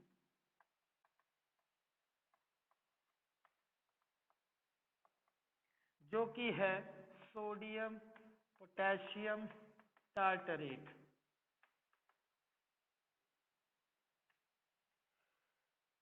फार्मूला ना याद करना, क्योंकि रिएक्शन में टेक पार्ट करता ही नहीं है, मतलब हमको जो रिएक्शन दिखानी है उसमें इसको नहीं दिखना है। एक तो इतनी भी रिएक्शन पढ़ चुके पहले से, क्या और नए नए पढ़ने का बिल्कुल मन नहीं है, तो इसलिए बिल्कुल नहीं, बिल्कुल नाम याद बस रखो, फार्मूला मतलब रख रखो। दूसरा नाम है रॉचले सॉल्ट, ठीक है। अब ये मैंने नहीं रखा है, मेरी तरफ मत देखना, ठीक है, ठीक है। मैं मदद कर सकता हूँ कि फार्मूला नहीं पढ़ना है, क्योंकि रिएक्शन में वो नहीं आएगा। सोडियम पोटेशियम टार्ट्रेट बनता है ऐसे है बच्चों कि टार्टरिक एसिड रहता है, टार्टरिक एसिड टार्टरी से, जिससे हम कड़ी कई बार बनाते हैं, ठीक है। तो टार्टरिक एसिड का सोल्यूशन बनाएंगे और उसमें सोडियम हाइड्रोक्साइड और पोटेशियम हाइड्रोक्साइड माइन्यूट क्वांटिटी में डाल देंगे, तो एक तो सॉल्ट बन जाएगा, जिसका नाम सोडियम पोटेशियम टार्टरेट है, डबी में, और फेलिंग सोल्यूशन बी है। अब काम की बात है, जब आप एक्सपेरिमेंट करने गलती से गए, ठीक है, और आपका मन था कि अपने से कर लें, क्योंकि फाइनल एग्जाम में तो करना पड़ता है प्रैक्टिकल में, कुछ स्कूल में करना पड़ता है, मतलब ऐसा है, कह रहा हूँ कंपलसरी तो है नहीं, बाकी छापा छाप है साहब, बोर्ड है ना। तो देखना थोड़ा कर करने का मन हो तो क्या तरीका है, तुम सीधे Fehling solution A low, 1 ml बस टेस्ट ट्यूब में, टेस्ट ट्यूब आपकी 10 ml की होती है ना, तो उसमें 1 ml आपने फेलिंग सोल्यूशन ए डाल दिया, फिर फेलिंग सोल्यूशन बी लिखा रहेगा, है ना, एक मतलब कलरलेस रहेगा ये सोल्यूशन, और वो वाला ब्लू कलर का रहेगा। दोनों को जैसे ही डालोगे बच्चों, डीप ब्लू कलर आ जाएगा, 2 ml बन गया, 1 ml दोनों को डाल दिया, इक्वी वॉल्यूम लेना है इसका, अगर 1 ml इसका लिया तो 1 ml इसका भी ले लो, डीप ब्लू कलर आ जाएगा। अब क्या करो, उसमें एल्डिहाइड डालो, जैसे ही एल्डिहाइड डालोगे, ठीक है, तो उसको भी 1 ml के लगभग डाल दो, 2-4 बूंदे डालने के बाद जब आप डाल के उसे वार्म करोगे, जो मिक्सचर आपका तैयार हुआ है, ठीक है, वार्म करते से वाटर बाथ में टेस्ट ट्यूब को डाले रहो, वाटर बाथ में बीकर में पानी गर्म कर रहे हो, उसी में रख दोगे। कुछ देर बाद मतलब थोड़ी देर में ही आपको रेड ब्राउन प्रेसिपिटेट नीचे जमा होता हुआ दिखेगा, ये एल्डिहाइड लेने पे हो। बाकी आप कीटोन कोई सा भी ले लो, ठीक है, कोई से भी दूसरे ऑर्गेनिक कंपाउंड डालो, गर्म करते बैठे रहोगे कोई प्रेसिपिटेट नहीं, ठीक है। तो फैलिंग रिएजेंट जब बनाएंगे तो फैलिंग सोल्यूशन ए और बी दोनों को मिक्स करेंगे, मिक्स करने के बाद 21 मोलर 21 वॉल्यूम, मोलर और आपको मेंटेन करना ही, डायरेक्ट रिएजेंट मिले रहते हैं, एल्डिहाइड ऐड करना है, रिएक्शन होगी, ठीक है। रिएक्शन होने के बाद रेड ब्राउन प्रेसिपिटेट जो मिलेगा वो रिएक्शन में देखिएगा आप क्या कर रहे हैं। आप एल्डिहाइड जो ले रहे हो, फिर वही एल्डिहाइड ग्रुप, ठीक है, Cu2 पॉजिटिव, ये आपको मिलेगा एक्वस कॉपर सल्फेट, ठीक है, एक्वस कॉपर सल्फेट से ये मिल रहा है, ध्यान रखना। उसका फिर यहाँ भी बेसिक मीडियम या अल्कलाइन मीडियम, ठीक। एरो के बाद ध्यान से देखिए, जो आपका एल्डिहाइड है वही करस्पॉन्डिंग फिर कार्बोक्सिलिक एसिड में कन्वर्ट हो रहा है। यानी आपको अच्छी खबर ये है कि एल्डिहाइड का कन्वर्जन है ना सीधे सीधे कार्बोक्सिलिक एसिड में कर देना, क्योंकि ये दोनों ही माइल्ड ऑक्सीडाइजिंग एजेंट है, तो एल्डिहाइड का आयन करस्पॉन्डिंग कार्बोक्सिलिक एसिड में कन्वर्ट हो जाते हैं without changing in number of carbon. Ethanal ethanoic acid, propanol propanoic acid, बोल रहा था ना, वही करना है। बाद में बनेगा, ये है सबसे काम की चीज, ये आपका प्रेसिपिटेट फॉर्म होगा, ध्यान से देखिए, यही रेड ब्राउन कलर का प्रेसिपिटेट देगा। और अगर आप इसे ध्यान से देखें तो इसका फार्मूला जो है वो आप समझ रहे हो, कॉपर 1 ऑक्साइड है ये, क्यूप्रस ऑक्साइड। तो ये क्यूप्रस ऑक्साइड के फॉर्मेशन के कारण ही नीचे आपको रेड ब्राउन का प्रेसिपिटेट मिलेगा। साथ में अब यहाँ लिबरेट होने वाले रिएक्शन को अगर ध्यान से देखो तो उसमें इस बार 3H2O निकल रहे हैं, पिछली बार कितने निकले थे 2H2O, इस बार कितने निकल रहे हैं 3H2O, ठीक है, याद रखने के लिए, ठीक। तो ये एक चीज और बहुत जरूरी, जो सबसे जरूरी है इसमें, वो याद रखना ये है, aromatic aldehyde do not respond to this test.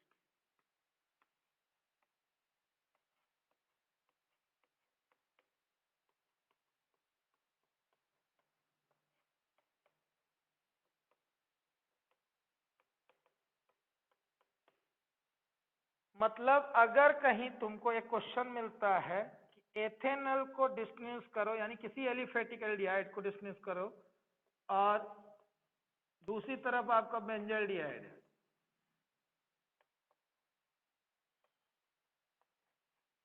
तो आपकी लैंग्वेज क्या तैयार होके आएगी यहां से, ethanol respond to this test while benzaldehyde does not, बस इतना सा आंसर। फिर रिएक्शन बनाओगे तो एथेनॉल की बनानी पड़ेगी, ये वाली किसकी नहीं बनानी पड़ेगी, बेंजल्डिहाइड की।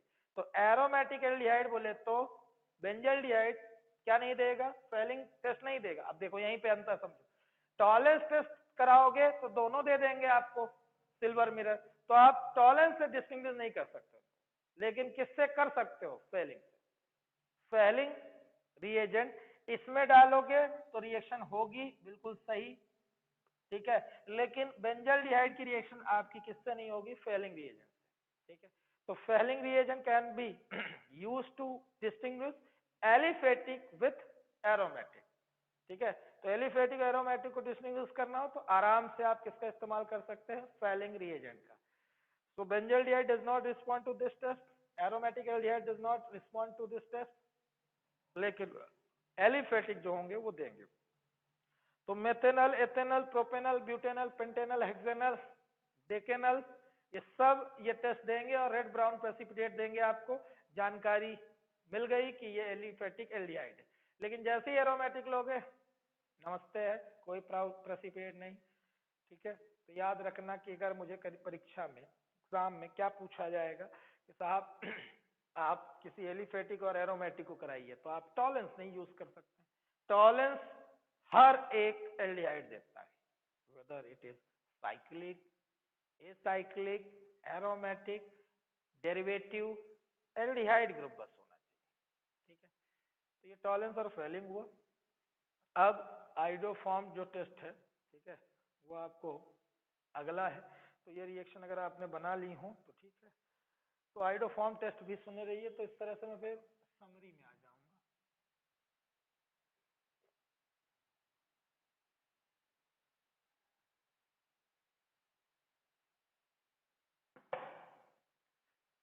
आइडोफॉर्म टेस्ट,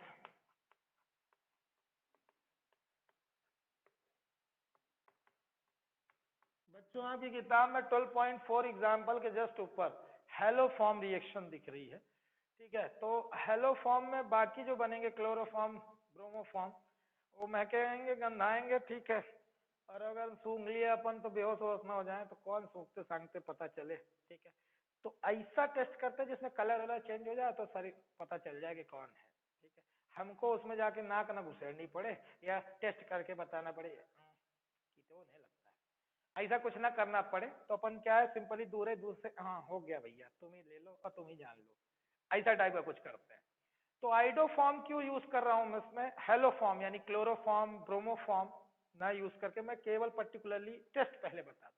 रिएक्शन में जहां फिर आयोडीन है वहीं पे क्लोरीन और ब्रोमीन आ जाएगा। अगर रिएक्शन बनाने के लिए हमें आएगा तो एक्स की जगह आप क्लोरीन ब्रोमीन दोनों एडजस्ट कर सकते हो।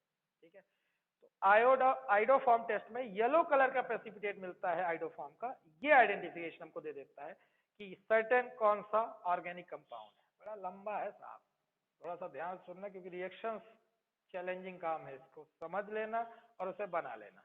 मैंने ट्रिकी ढूंढा है कि आपको कोई सा भी मिले आपसे रिएक्शन बन जाए। ठीक है, और लिखने के लिए यानी पहचानने के लिए भी एक ग्रुप निकाल लिया मैंने। वो ग्रुप है, जिन भी ऑर्गेनिक कंपाउंड मुझे ये ग्रुप दिख जाएगा, इसका नाम है बच्चों एसिटाइल ग्रुप।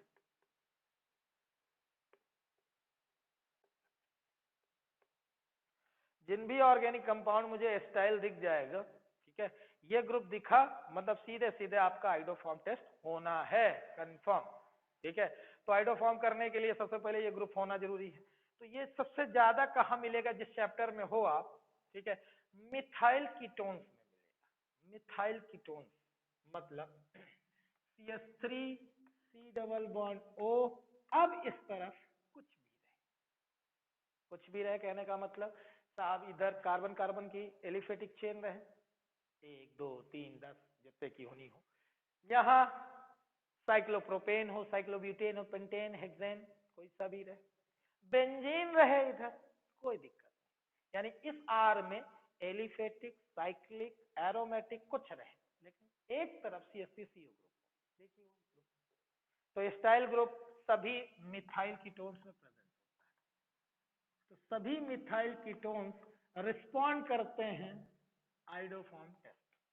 ठीक है, कैसे करते हैं वो रिएक्शन हम बताएंगे, पहले तो पता कर लें कौन कौन देता है, क्योंकि ये सबसे बड़ा काम है अपना। तो मिथाइल कीटोन हुए। दूसरा एस्टल्डिहाइड का नाम सुना है अपन,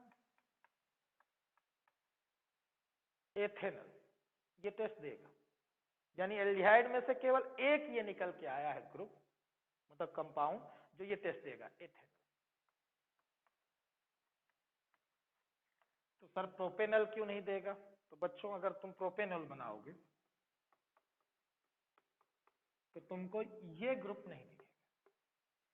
इसमें देखो तो तुमको यहां मार्क कर रहा हूं, ध्यान से देखो, ये ग्रुप दिख रहा है, एसिटाइल ग्रुप।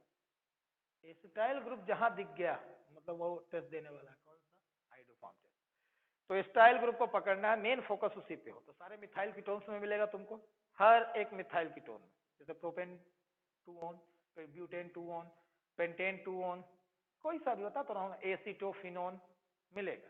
अब यहीं पे मैं बोलूं कि बेंजोफिनोन देगा कि नहीं, तो मैं देख रहा हूं कि बेंजोफिनोन के साथ दिक्कतें क्या है। किसी भी तरफ मुझे क्या नहीं दिख रहा, मिथाइल ग्रुप दिख ही नहीं रहा, तो इससे ना हो पाएगा। लेकिन अभी यहीं पे मैं बोलूं एसिटोफिनोन देगा, जी हाँ, क्योंकि उसमें CH3CO ग्रुप मुझे ये दिख रहा है, सर हाँ ये देगा।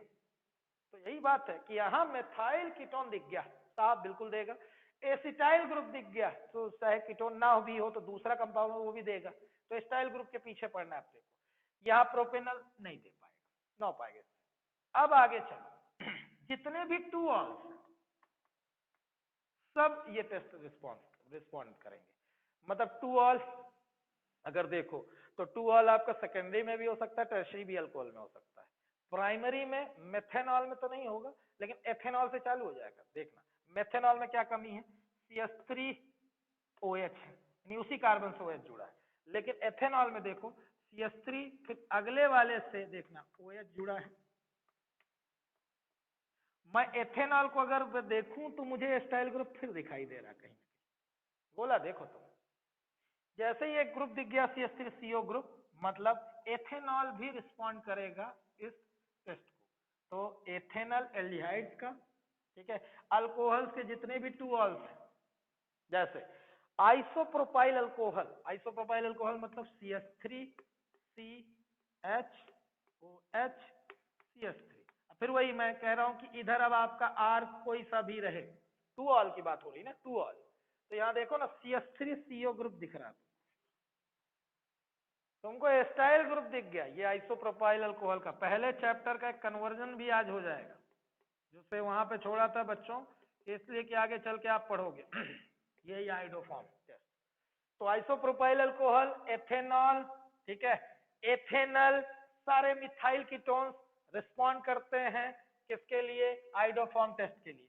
कौन नहीं करता है, गोला लगा रहा हूं, इनसे ना हो पाएगा, बेंजोफिनोन से, प्रोपेनल से, या दूसरे किसी भी कीटोन से जिसमें सेकंड नंबर पे कीटोन नहीं रहेगा, उससे ना हो पाएगा आइडोफॉर्म टेस्ट। तो आइडोफॉर्म टेस्ट कौन कौन देते हैं वो आप देख पा रहे हैं, ठीक है। धन्यवाद, आज के लिए इतना काफी था, अब रिएक्शन कल समझाई जाएगी।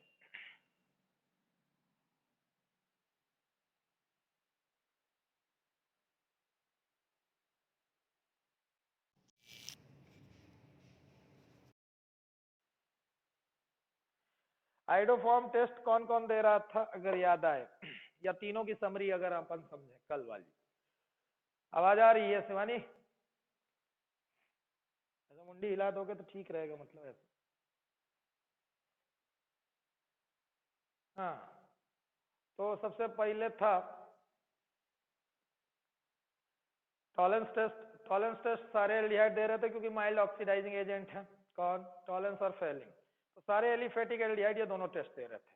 समरी, जितने भी एलिफेटिक एल्डिहाइड थे, जैसे अगर मैं लिखूं टॉलेंस, ठीक है, फेलिंग और आइडोफॉर्म, तो समरी अपने दिमाग में ये बैठे कि कौन किसको दे रहा था। तो अपन एक टेबल टाइप का दिखाया कि एलिफेटिक एल्डिहाइड, ठीक है, ये टेस्ट भी दे रहे थे और ये भी टेस्ट दे रहे थे। इनमें स्पेशली एक था जिसका नाम एथेनॉल था, वो इधर चला गया था, यानी ये भी दे रहा था। तो एथेनॉल तो ऐसा है बच्चों के तीनों टेस्ट देगा, टॉलेंस, फेलिंग और आइडोफॉर्म टेस्ट तीनों देगा कौन, एथेनॉल, ठीक। बाकी एल्डिहाइड्स की अगर बात करें तो एरोमेटिक जो थे, तो एरोमेटिक एल्डिहाइड यानी बेंजल्डिहाइड की बात करें तो टॉलेंस टेस्ट दे रहे थे, लेकिन फेलिंग से नाराज थे और ना ही आइडोफॉर्म दे रहे थे। तो एलिफेटिक एल्डिहाइड दोनों टेस्ट देते हैं, ठीक है, आइडोफॉर्म नहीं देते हैं। एलिफेटिक एल्डिहाइड टॉलेंस और फेलिंग टेस्ट देते हैं, आइडोफॉर्म नहीं देते हैं। एक्सेप्शन एथेनॉल है, क्योंकि एसिटाइल ग्रुप होने के कारण एथेनॉल सारे टेस्ट देता है, यानी ये तो ऐसा है कि तीनों टेस्ट देगा। अब बच्ची बात एरोमेटिक एल्डिहाइड की, तो एरोमेटिक एल्डिहाइड केवल टॉलेंस टेस्ट देंगे, क्या नहीं देंगे, ना फेलिंग ना आइडोफॉर्म टेस्ट देंगे, ठीक है।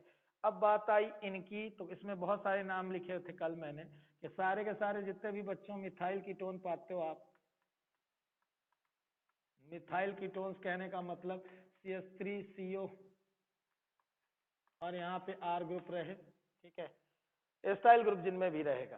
फिर उसके बाद जितने भी 2-ऑल्स आपको मिलते हैं,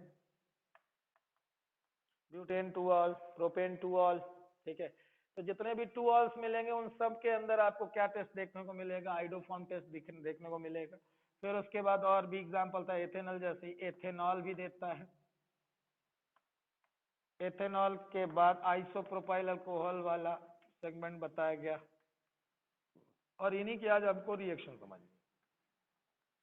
कैसे कोई मिथाइल कीटोन्स रिएक्शन करेंगे, टू ऑल्स कैसे करेंगे, एथेनॉल कैसे करेगा, आइसोप्रोपाइल अल्कोहल क्या करेगा, ठीक है। क्योंकि टॉलेंस और फेलिंग का आपको है ना रिएक्शन समझाया जा चुका है कि टॉलेंस रिएजेंट कैसे बनाना है, फेलिंग रिएजेंट कैसे बनाना है, रिएक्शन कैसे लिखना है। तो स्टोइकियोमेट्री के साथ याद रहे कि पहले वाले में टॉलेंस टेस्ट वाले में आप 1 मोल एल्डिहाइड लेते थे, ठीक है, 2 मोल्स टॉलेंस रिएजेंट लेते थे और 3 मोल्स हाइड्रोक्साइड लेते थे। तो प्रोडक्ट में आपको 1 ही मोल कार्बोक्सिलिक एसिड मिलता था, यानी एल्डिहाइड सीधे सीधे कार्बोक्सिलिक एसिड में कन्वर्ट हो जाता था।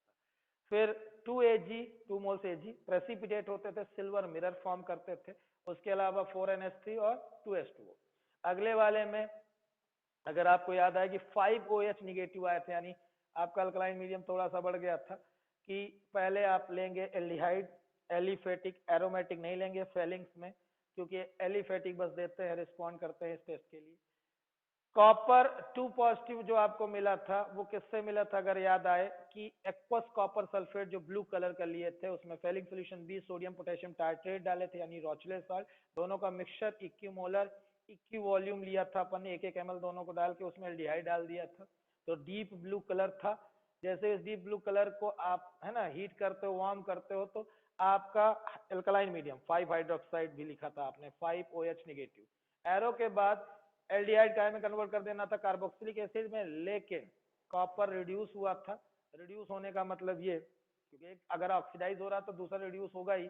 Cu2 पॉजिटिव से Cu1, Cu पॉजिटिव वाला ऑक्साइड बना था Cu2O, यानी वो क्यूप्रस आयन क्यूप्रिक आयन में कन्वर्ट नहीं, उल्टा हो गया, क्यूप्रिक आयन काहे में कन्वर्ट होता है, क्यूप्रस आयन में। Cu2 positive cupric, Cu positive cupric cuprous, ठीक है, Cu2O बना था। यही था रेड ब्राउन प्रेसिपिटेट।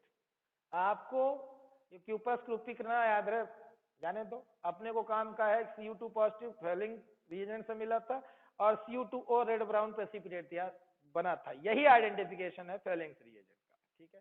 और उसके साथ 3H2O निकाल दिए थे। तो ये रिएक्शन थी आसान किसकी, जब अपन पढ़ रहे थे क्या, टॉलेंस और फेलिंग। आइडोफॉर्म में थोड़ा सा काम ज्यादा है, तो यहाँ देख लें थोड़ा सा। आइडोफॉर्म की रिएक्शंस 2 कम से कम यहाँ पे बना दूं, ठीक है। तो आइडोफॉर्म टेस्ट करते समय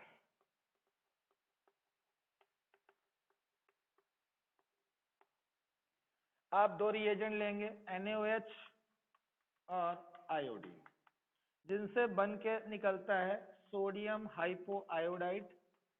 तो एरो पे अगर आपको ये दोनों मिलते हैं, ठीक है, या ये भी मिलता है, दोनों केस में आपको आइडोफॉर्म टेस्ट ही पूछा जा रहा है, ठीक है, यह याद रखना, इसलिए दोनों ही बताए जा रहे हैं, या दोनों ही आप यूज कर सकते हो, वो आपके ऊपर है, ठीक।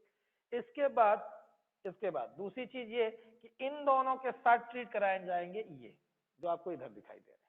तो इनमें फ्रीक्वेंटली जो आपसे पूछे जाएंगे सबसे ज्यादा ये, ठीक है, और बाकी जो रेयर केस वाले हैं वो नहीं कि आप इन्हें छोड़ देंगे, इस सब की बनाएंगे रिएक्शन हम, लेकिन आपको याद है कि सबसे ज्यादा इनके लिए ही था ये मिथाइल कीटोन। तो अपन क्या करते हैं, 2 ले लेते हैं। जैसे मान लो सबसे पहला मेंबर ले लिया कीटोन का, एसीटोन लिया, ठीक है, फिर मैं एरोमेटिक भी ले लूंगा। तो एसीटोन में तो सर ये क्या है, दोनों तरफ मिथाइल है, ठीक है, तो मजा नहीं आया तो आप ऐसा करिए कि एक तरफ मिथाइल रखिए और एक तरफ इथाइल, प्रोपाइल, ब्यूटाइल, कुछ भी लेना हो तो दूसरी तरफ ले। मैं दोनों की बताता हूँ, टेंशन न लेना कि सर इसकी वाली की नहीं बताओगे, बताऊंगा मैं। देखो अब आप क्या करो, इसे ट्रीट करा रहे हो NaOH I2 से, ठीक है। तो इन रिएक्शंस में प्रोडक्ट क्या बनेंगे वो पहले से दिमाग में बैठाए रखना। आइडोफॉर्म टेस्ट के बाद प्रोडक्ट क्या बनेगा, 2 ही लॉजिक है, अच्छे से ध्यान से सुनना। पहला, एक मेथाइल ग्रुप को उठाओगे, एक को उठाओगे और आइडोफॉर्म में कन्वर्ट कर दोगे। किस में कन्वर्ट कर दोगे, आइडोफॉर्म में। तो देखो आइडोफॉर्म का पहले ही फार्मूला तुमको याद है, CH3 होता है। जैसे ही आइडोफॉर्म बनाओगे तो ये येलो कलर का पीपीटी दे देगा, यही आइडेंटिफाई कर देगा कि आप मिथाइल कीटोन या इन कंपाउंड्स को डील कर रहे हो।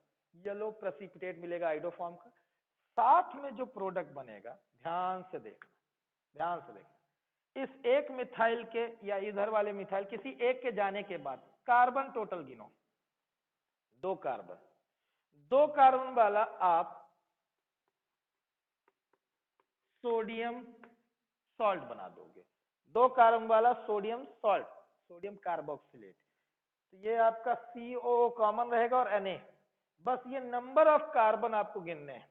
जैसे मैं यहाँ पे आऊं तो ध्यान से देखो कि अगर एक मिथाइल जो दिख रहा है, मिथाइल कीटोन ही हमको चाहिए था, तो जो मिथाइल है हर बार उसे उठाओगे, ठीक है। रिएक्शन किससे करा रहे हो, NaOH आई से, तो ये NaOI, ठीक है। तो आप सीधे एक मिथाइल को उठाओगे और काहे में कन्वर्ट कर दोगे, आइडो फॉर्म में, और लिख दोगे येलो प्रेसिपिटेट। बाकी दूसरा प्रोडक्ट प्रेडिक्ट करने के लिए कह रहा हूं, गिन लो इस मिथाइल के जाने के बाद कितने कार्बन है, 1 2 3 कार्बन। तो 3 कार्बन है, मतलब सीधे CH3 CH2 लास्ट में COONA। यानी आपको सोडियम सॉल्ट बनाना है। ऑर्गेनिक में सॉल्ट आपका CO ग्रुप कार्बोक्सिलेट सॉल्ट होता है, ठीक है। पर्टिकुलर नाम जिन्हें जानना हो तो देखो, 2 कार्बन बचेंगे तो इसे एसीटेट कहते हैं, यानी ये सोडियम एसीटेट। और बाकी जब आपके 2 के बाद आते हैं 3 4 5 6 7 वाले, तो आप उसमें IUPAC वाले नंबर मतलब प्रीफिक्स यूज करिए, रूट वर्ड जो होता है। जैसे इसमें सोडियम लिखूंगा, ठीक है, 3 कार्बन गिना तो PROP प्रोप, सुन रहे हो, तो प्रोपेनोएट आप, यानी इसमें सफिक्स क्या लगाना है, O8, ध्यान से देख लो, O8 सफिक्स लगाना है, ठीक है। तो ऊपर वाले में एसीटेट पर्टिकुलर है, ये 10th से पढ़ते आ रहे हो, एसीटेट है, ये सोडियम एसीटेट है। दूसरा वाला प्रोपेनेट, ये आइडो फॉर्म है, हमेशा येलो पीपीटी देगा। एक रिएक्शन और बनाता हूँ एरोमेटिक वाली, और बताऊंगा ढेर जो भी बचे हुए हैं कंपाउंड। मानो कि एसिटोफिनोन तुमको डील करने के लिए दे दिया गया, क्या ये आइडोफॉर्म टेस्ट देगा, जी सर, क्योंकि ये मिथाइल कीटोन दिख रहा है, पक्का है कि ये देगा क्या, कौन सा टेस्ट देगा, आइडोफॉर्म। तो क्या करोगे फिर, NaOI से ट्रीट कराओगे या NaOH प्लस I2 से, ठीक है। आयोडीन से रिएक्ट करेगा in the presence of NaOH, तो यहाँ दोनों ही रिएक्टेंट है, ध्यान रखना, क्योंकि एक आइडो फॉर्म में चला जा रहा है और एक सॉल्ट बनाने में काम आ रहा है, ठीक है। तो दोनों रिएक्टेंट है, तो चाहे एरो में लिखे रहे, चाहे अलग ऐसे लिखे रहे, चाहे ऐसे लिखे रहे, हर बार रिएक्टेंट मान के चलना और इनकी प्रेजेंस में ही जानना कि हम कौन सा टेस्ट परफॉर्म कर रहे हैं, आइडो फॉर्म। फिर मैं पकड़ा मिथाइल को, सीधे मिथाइल को पकड़ के मैं आइडो फॉर्म में कन्वर्ट कर दिया और नीचे लिख दिया येलो पीपीटी। अब मुझे क्या दिख रहा है, देखो ध्यान से, इस मिथाइल के हटने के बाद बेंजीन CO दिख रहा है, तो आप बेंजीन बनाओ और उससे COONA जोड़ दो, क्योंकि अब मुझे एक ही कार्बन बचता वो दिख रहा है बेंजीन के साथ। तो बेंजीन बनाया C, ठीक है, एक कार्बन, और उसे कार्बोक्सिलेट में कन्वर्ट कर दिया। अब इसका नाम है पर्टिकुलर सोडियम बेंजोएट। तो सर दुनिया भर के कंपाउंड आते रहेंगे तो कितने तरीके के नाम लिखूंगा, अगर सब भूल जाए तो लास्ट में इनके नाम अगर लिखने हो, नहीं याद आ रहे हो कि सर किसका पर्टिकुलर क्या होगा, गलत ना लिख दूं, तो ऐसे केस में लिख देना सोडियम सॉल्ट। सोडियम सॉल्ट, ये तीनों जो बने हैं ये क्या है, सोडियम सॉल्ट। ये रहे आइडोफॉर्म, जो कि कैसा कलर का प्रेसिपिटेट होगा, येलो कलर का, ठीक है। तो इन कॉमन बता रहा हूं मैं, तुम सोडियम सॉल्ट लिख देना अगर ना याद आए पर्टिकुलर। जैसे ये सोडियम बेंजोएट है, याद रहना चाहिए, नहीं याद रहता है तब की बात है। तो ये थे आइडोफॉर्म के कुछ रिएक्शंस, वो जो आपको फ्रिक्वेंटली पूछे जाएंगे, मतलब ऐसे केस की जहां पे मिथाइल कीटोन्स मिल जाएंगे तब की बात है। अब अपन क्या करते हैं कि जो बचे हुए रिएजेंट है उनकी भी रिएक्शन बना ले। वो रिएजेंट कौन कौन से दिख रहा है मुझे, जैसे एथेनॉल दिख रहा है, एथेनॉल दिख रहा है, आइसोप्रोपाइल अल्कोहल दिख रहा है, ये भी है हमारी किताब में, इनके भी बनाने हैं, तो इनके भी सुन लें और समझ लें। लॉजिक वही है पुराना वाला।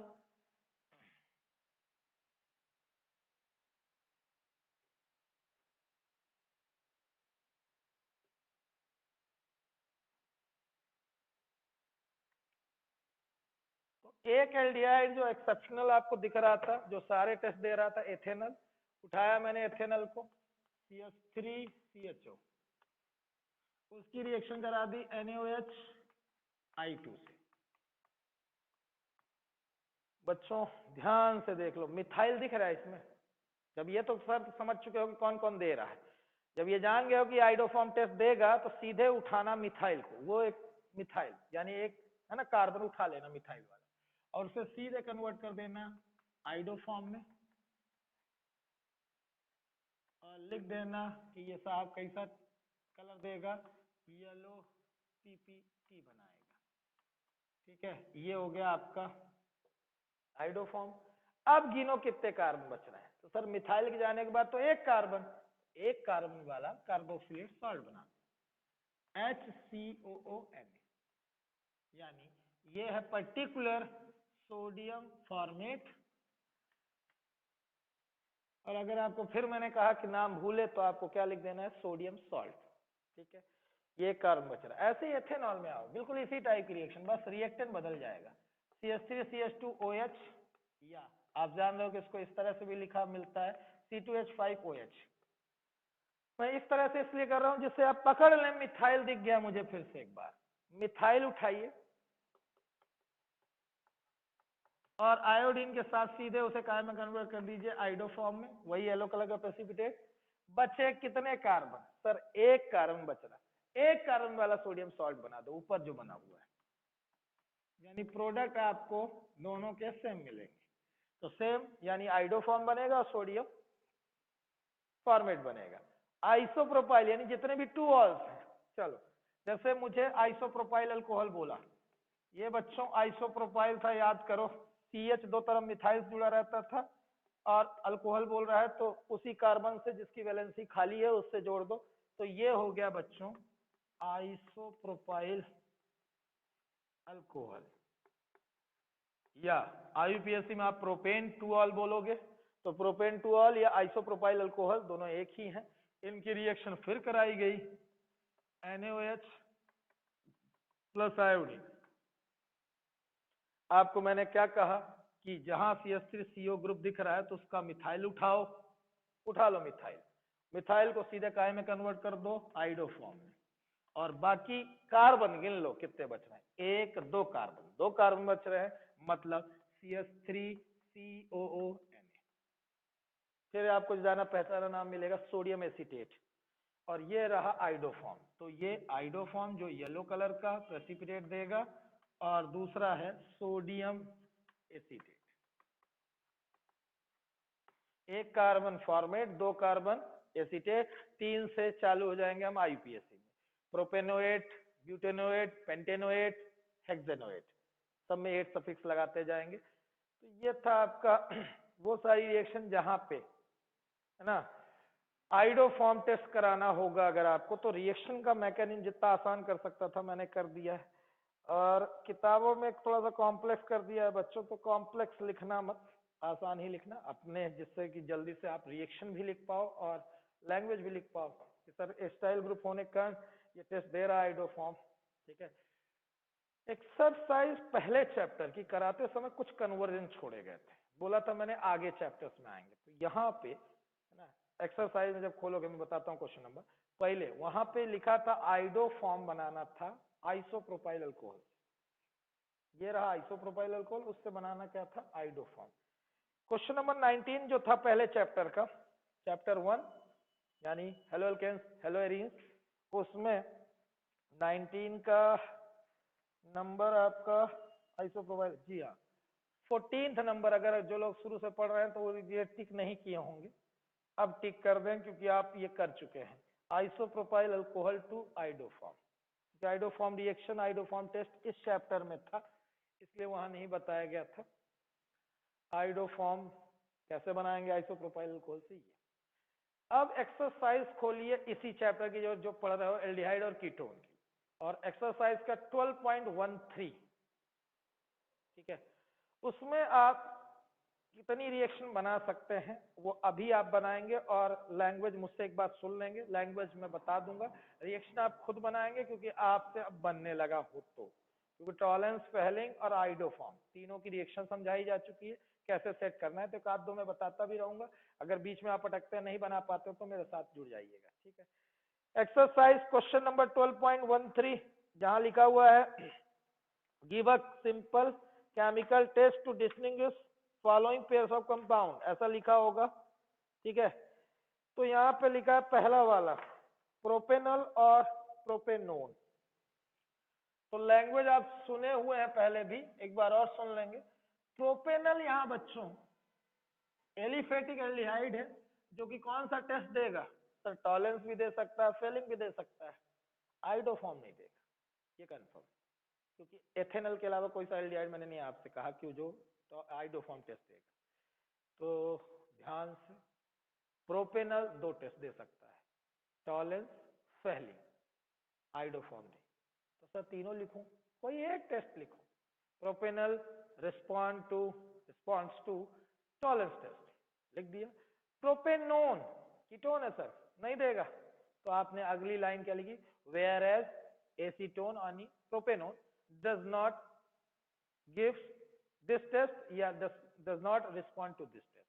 दिस वाले माने जो भी टेस्ट आपने लिखा है, कौन सा, टॉलेंस लिखा है कि फेलिंग लिखा है, तो जो रिएक्शन आपको आसान लग रही हो टॉलेंस और फेलिंग में, वही वाली कर लो।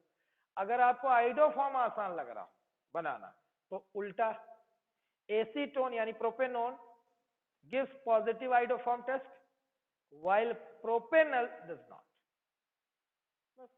तो लैंग्वेज आपकी है ना, किसी एक टेस्ट को पकड़िएगा जिसकी रिएक्शन आपको आसान लगे, क्योंकि रहता एक नंबर का है, और आप सगला जानकारी ना बैठे, क्योंकि आगे भी क्वेश्चन बहुत सारे करने हैं, तो ज्ञान अपना पूरा ना बांटिएगा वहां, है ना, पूरे ज्ञान की उसको कोई रिक्वायरमेंट नहीं, फिर फुर्सत से अपने दोस्तों से बांटते रहना, ठीक है। बोर्ड में कोई एक नाम लेके डिस्टिंग्विश कर देना, ठीक है, उसी की रिएक्शन बनाना जिसकी लैंग्वेज तुम लिख रहे हो।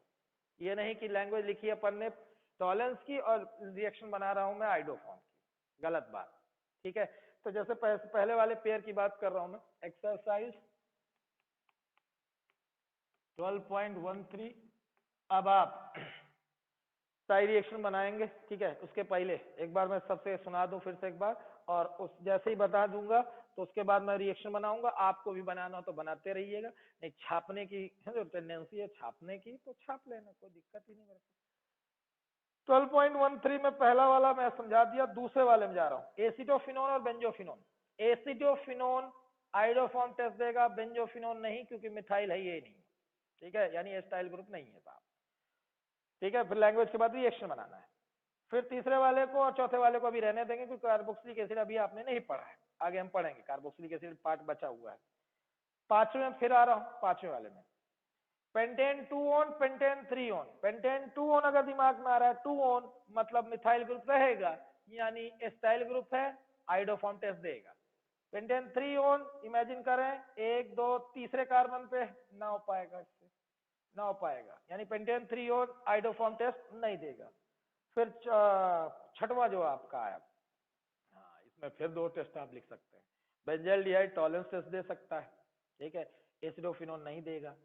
दूसरा, एसिडोफिनोन आइडोफॉर्म टेस्ट दे सकता है, क्या नहीं दे सकता, बेंजल्डिहाइड से ना हो पाएगा, ठीक है। तो आपको जो सुटेबल लगे 2 में से कोई एक निपटा दीजिएगा। लास्ट वाला है एक ही ऑप्शन, एथेनॉल प्रोपेनल।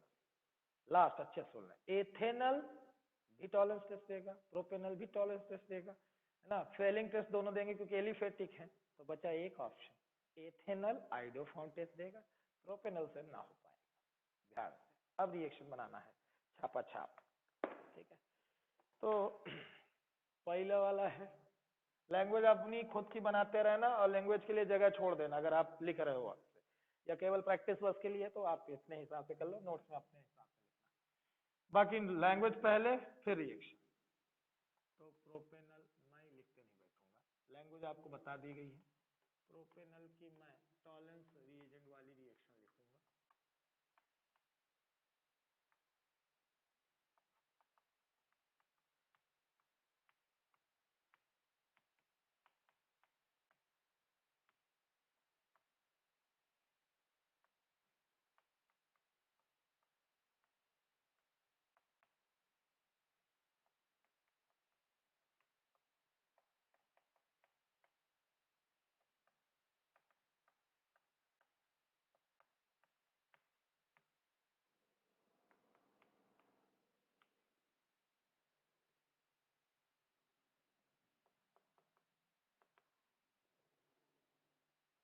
एसिटोफिनोन और बेंजोफिनोन में आइडोफॉर्म टेस्ट देगा एसिटोफिनोन, अभी बनाई थी रिएक्शन इसकी मैंने।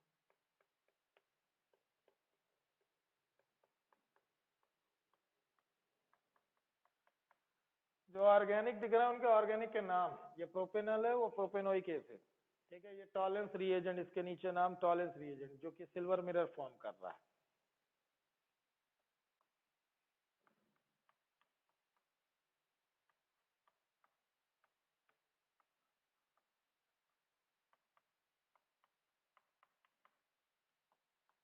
सोडियम बेंजोएट, नाम बता चुका हूँ, बार बार नहीं लिखूंगा, दिमाग में बैठा लो। आइडोफॉर्म है ये, आइडोफॉर्म किस कलर का है? Yellow precipitate.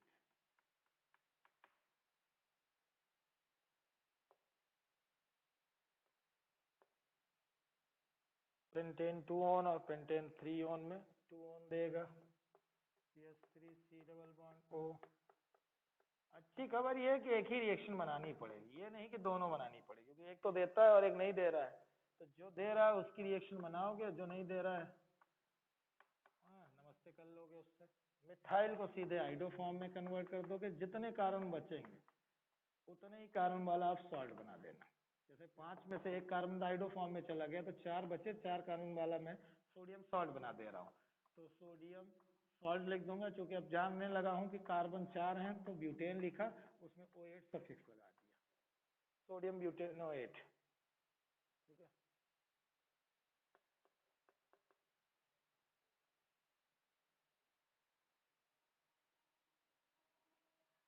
अब है बेंजल्डिहाइड और एसीटोफिनॉल। बेंजल्डिहाइड टॉलरेंस टेस्ट करा देता हूँ मैं।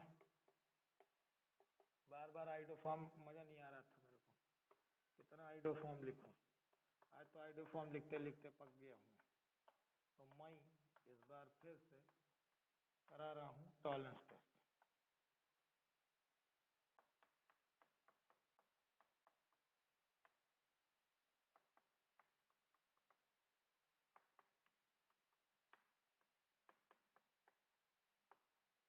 तो बेंजल्डिहाइड रिस्पॉन्ड कर रहा है टॉलरेंस टेस्ट, लेकिन आपका एस्टोफिनोन नहीं करेगा। उल्टा भी कर सकते हो, एस्टोफिनोन की रिएक्शन दिखा दो आइडोफॉर्म के साथ, आइडोफॉर्म बना दो मतलब, और बता दो कि बेंजल्डिहाइड वो टेस्ट नहीं देगा। एथेनॉल प्रोपेनॉल वाली रिएक्शन फिर बना चुका हूँ, एथेनॉल आपका आइडोफॉर्म टेस्ट देगा क्योंकि एस्टाइल ग्रुप इसमें प्रेजेंट है। NaOH प्लस I2 रिएक्शन के बाद मिथाइल आइडोफॉर्म में कन्वर्ट हो जाएगा और एक कार्बन बचेगा, तो उसको मैंने सोडियम फॉर्मेट में कन्वर्ट कर दिया। तो जहां जहां भी ऑर्गेनिक उनके नाम लिखना मत भूलना, ये बेंजोइक एसिड है। अच्छा मैं लिख दूं, आपके भरोसे बैठूंगा तो कहीं आप नहीं लिखे, मैं अपना काम निपटाए रहूं।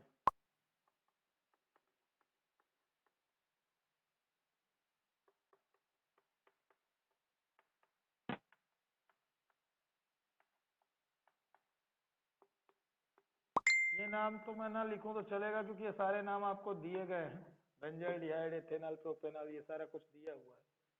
ठीक है, ये हो गया प्रोपेनॉल, ये एस्टोफिनोन, ये पेंटेन 2 ऑन, ये बेंजल्डिहाइड, ये एथेनॉल, ये सारे नाम आपको दिए गए हैं, तो इनकी दिक्कत नहीं है।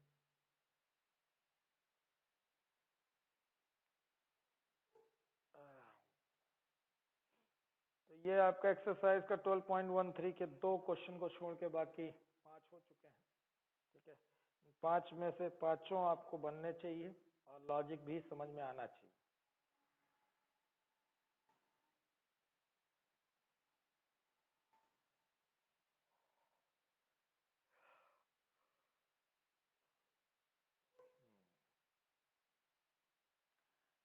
अब अगला काम, किताब में आ जाइए, आइडोफॉर्म के नीचे बड़ा है, और एक्सरसाइज में इसी जैसे 3 क्वेश्चन और भी हैं। मैं बात कर रहा हूँ एग्जाम्पल 12.4 की। कई साल आपका बोर्ड इस क्वेश्चन को रिपीट कर चुका है। एग्जाम्पल 12.4 की लैंग्वेज समझने से पहले आपको पुराना कुछ याद करना होगा, मैं याद दिलाता हूँ। बच्चों, दुनिया भर के जितने भी कंपाउंड्स थे, ठीक है, इस साल जितने हैं अपने पास, उनकी बात अगर करूं तो कुछ मैंने जनरल फार्मूले बताए थे आपसे, एक दिन डिस्कस किया था यहीं पे, और उन जनरल फार्मूलों के साथ मैंने आपसे कहा था कि आइडेंटिफाई कर पाओगे, शायद फार्मूला देखते से ही आप आइडेंटिफाई कर पाओ कि ये कंपाउंड किस तरीके का होगा और क्या हो सकता है। कुछ क्लूज आपको क्वेश्चंस में मिलते रहते हैं, उसे और आगे आपका है ना एश्योर होते जाओगे कि कौन सा कंपाउंड दिया गया। पहली जानकारी याद दिला रहा हूँ कि क्या पढ़ी थी हम लोगों ने पीछे, कि जब आपसे कहा गया कि 6 कार्बन या 6 कार्बन से ज्यादा हो, C6 या C7 8 जो भी हो, ठीक है, C9 C10 तक, इससे ऊपर वो जाएगा नहीं, इतनी ही है ना हिम्मत है उसकी कि इतने कंपाउंड ही बनाए, वो ज्यादा परेशान आपको नहीं करेगा। तो जब आपको कार्बन 6 या 6 से ज्यादा दिखे और कंपरेबल नंबर में हो हाइड्रोजन, यानी जैसे लिखा है C8H8, ठीक है, C6H7, तो कंपरेबल नंबर पे मिले कार्बन और हाइड्रोजन, तो मतलब ये बेंजोनॉइड स्ट्रक्चर यानी बेंजीन रिंग तो अवेलेबल है। अब उसके बाद हेलोएरीन्स है, ठीक है, कि फिनॉल है, कि आगे कोई फार्मूला है, यानी एल्डिहाइड है, बेंजल्डिहाइड की कीटोन है, ठीक। अगला चैप्टर एमीन्स है, तो उसमें नाइट्रोजन ही होगा, तो नाइट्रोजन कंटेनिंग कंपाउंड तो मतलब कंफर्म है अपन को, या तो एमाइड होंगे या तो एमीन्स होंगे अगले चैप्टर, ठीक है। फिलहाल इस चैप्टर में ये पक्का है कि ऑक्सीजन तो होगा, एक रहा तो या तो एल्डिहाइड या तो कीटोन, दो रहा तो दो चीजें हो सकता है, या तो एस्टर या तो कार्बोक्सिलिक एसिड। दो ऑक्सीजन दो जगह होते हैं ना भाई, एस्टर में भी दो ऑक्सीजन और कार्बोक्सिलिक एसिड में भी, तो सस्पेक्ट समझिएगा, एक ऑक्सीजन होने में 4 सस्पेक्ट, अल्कोहल यानी फिनॉल भी हो सकता है और ईथर भी हो सकता है, ठीक, एल्डिहाइड भी हो सकता है और कीटोन भी हो सकता है। तो एल्डिहाइड और कीटोन होगा कैसे जानूंगा, तो उसके लिए आपको याद हो 2,4-DNP, मैंने बहुत फोर्स करके बोला था बच्चों इसको याद रखना, ये आगे चल के बहुत काम का है। 2,4-DNP रिएजेंट अगर किसी कंपाउंड से रिएक्शन करके ऑरेंज रेड प्रेसिपिटेट दे रहा है, कंफर्म है कि वो या तो एल्डिहाइड है या तो कीटोन, दिमाग में बैठा लो। 2,4-DNP टेस्ट अगर दे रहा है, कंफर्म है या तो वो एल्डिहाइड है या तो कीटोन, क्या नहीं हो सकता, वो अल्कोहल ईथर नहीं हो सकता, ठीक है। एक चीज, फिर आगे की बातें आपको धीरे धीरे समझ में आने लगेंगी कि ये वो क्या हो सकता है। तो 12.4 एग्जाम्पल मैं साथ में पढ़ रहा हूँ, आप भी पढ़ें, इसको मिटा दो थोड़ा सा जिससे कुछ बातें समझाता रहूँ। पढ़ लें एक बार क्वेश्चन आप, 12.4 एग्जाम्पल।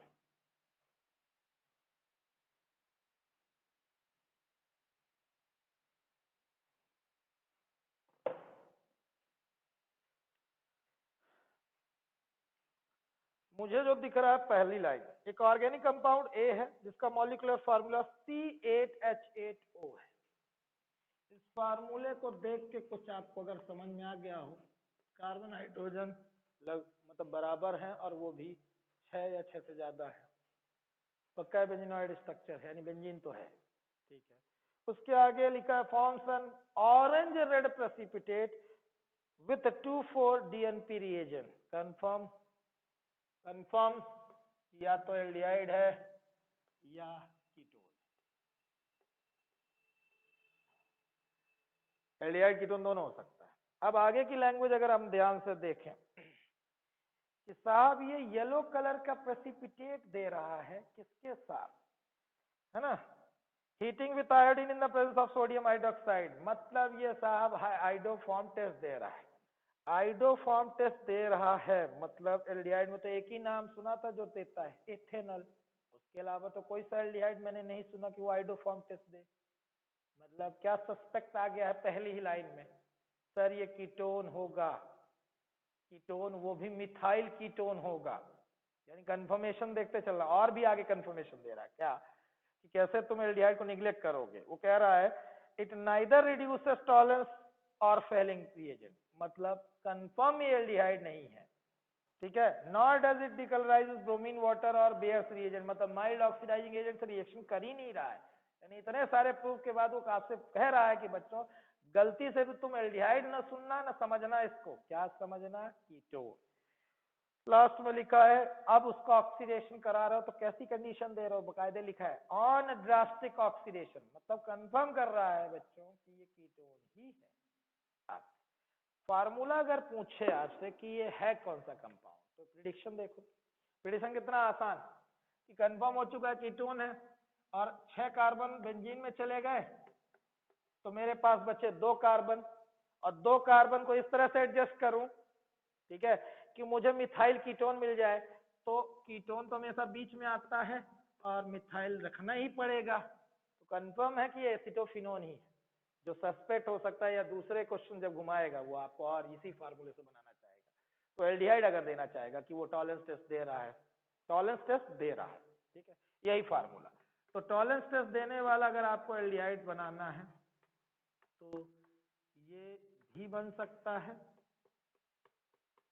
और उसके बाद CHO रखने के बाद मिथाइल यहाँ कहीं भी एक जगह पे रख सकता है वो। यहाँ इसलिए रख रहा हूँ कि मेटा डायरेक्टिंग ग्रुप है। तो यहाँ आप अगर देखें तो इसका फार्मूला सेम मिलेंगे आपको, किसके जैसे, ध्यान से देखना, इन दोनों के फार्मूले और इसका फार्मूला, सबके फार्मूले यही होंगे। एक चीज और ध्यान से देखो, मैं इसको अगर पूछना चाहूंगा इसी क्वेश्चन में, ठीक है, तो मैं पहले तो ये बता दूंगा कि वो आइडोफॉर्म टेस्ट नहीं दे रहा है, यानी वो क्या नहीं है, कीटोन नहीं है। फिर मैं कहूंगा कि वो टॉलरेंस टेस्ट दे रहा है लेकिन फेलिंग टेस्ट नहीं दे रहा है। मतलब ये एलिफेटिक पार्ट है बच्चों, ध्यान से देखो, ये एलिफेटिक पार्ट है, यानी ये कौन सा टेस्ट देगा, ये सर टॉलरेंस भी देगा, फेलिंग भी देगा। लेकिन ये ध्यान से देखो, ये टॉलरेंस टेस्ट देगा क्योंकि एरोमेटिक एल्डिहाइड है, बेंजीन से डायरेक्ट अटैच है, लेकिन कौन सा टेस्ट नहीं देगा, फेलिंग। तो फेलिंग के लिए सही जवाब नहीं है, ये फेलिंग टेस्ट नहीं देगा।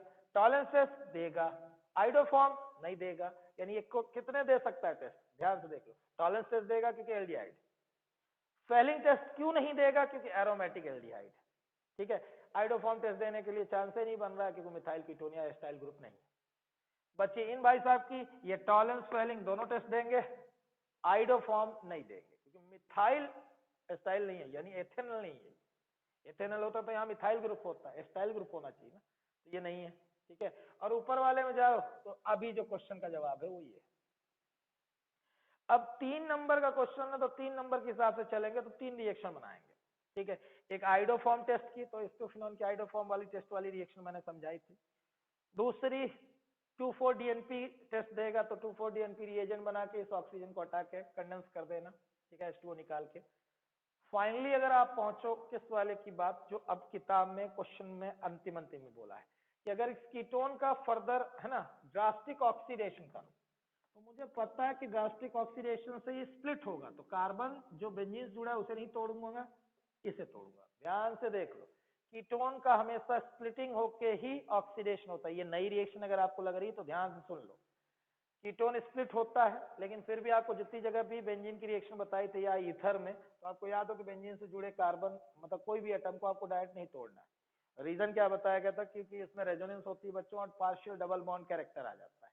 तो ये वाला बॉन्ड रहने देना बच्चों, टच मत करना, इस वाले बॉन्ड को तोड़ो तो एक कार्बन अलग हो जाएगा और ये बेंजीन से एक कार्बन अटैच रह जाएगा, तो बेंजीन से एक अटैच कार्बन के कार्बोक्सिलिक एसिड बन जाएगा। बोला था ना कीटोन से भी कार्बोक्सिलिक एसिड बनते हैं, लेकिन कितने नहीं बनेंगे, जितने कार्बन वाला होगा उतना ही कार्बन वाला नहीं बनेगा। जैसे इसी एल्डिहाइड को अगर मैं कन्वर्ट करता कार्बोक्सिलिक एसिड में, तो ये CHO सीधे कार्बोक्सिलिक एसिड में कन्वर्ट हो जाता है, COH आ जाता है, जितने कार्बन का था उतना इंटैक्ट बिल्कुल पूरा कार्बोक्सिलिक एसिड में कन्वर्ट हो जाता है। ये भी पूरा CHO काहे में कन्वर्ट हो जाता है, COH में। एल्डिहाइड के साथ ये है कि वो सीधे करस्पॉन्डिंग कार्बोक्सिलिक एसिड देते हैं, लेकिन कौन नहीं दे पाता, कीटोन स्प्लिट होके ही देंगे। ये कार्बोक्सिलिक एसिड बना और साथ में एक कार्बन वाला कार्बोक्सिलिक एसिड बनेगा HCOH, ऐसे स्प्लिट होके देते हैं, ठीक है। तो ये रिएक्शन है तीनों आपको 3 नंबर के क्वेश्चन के लिए, ठीक। आज के लिए काफी था, इतना भयंकर ज्ञान बांट दिया मैंने। ये क्वेश्चन 12 पॉइंट वो करे रहना।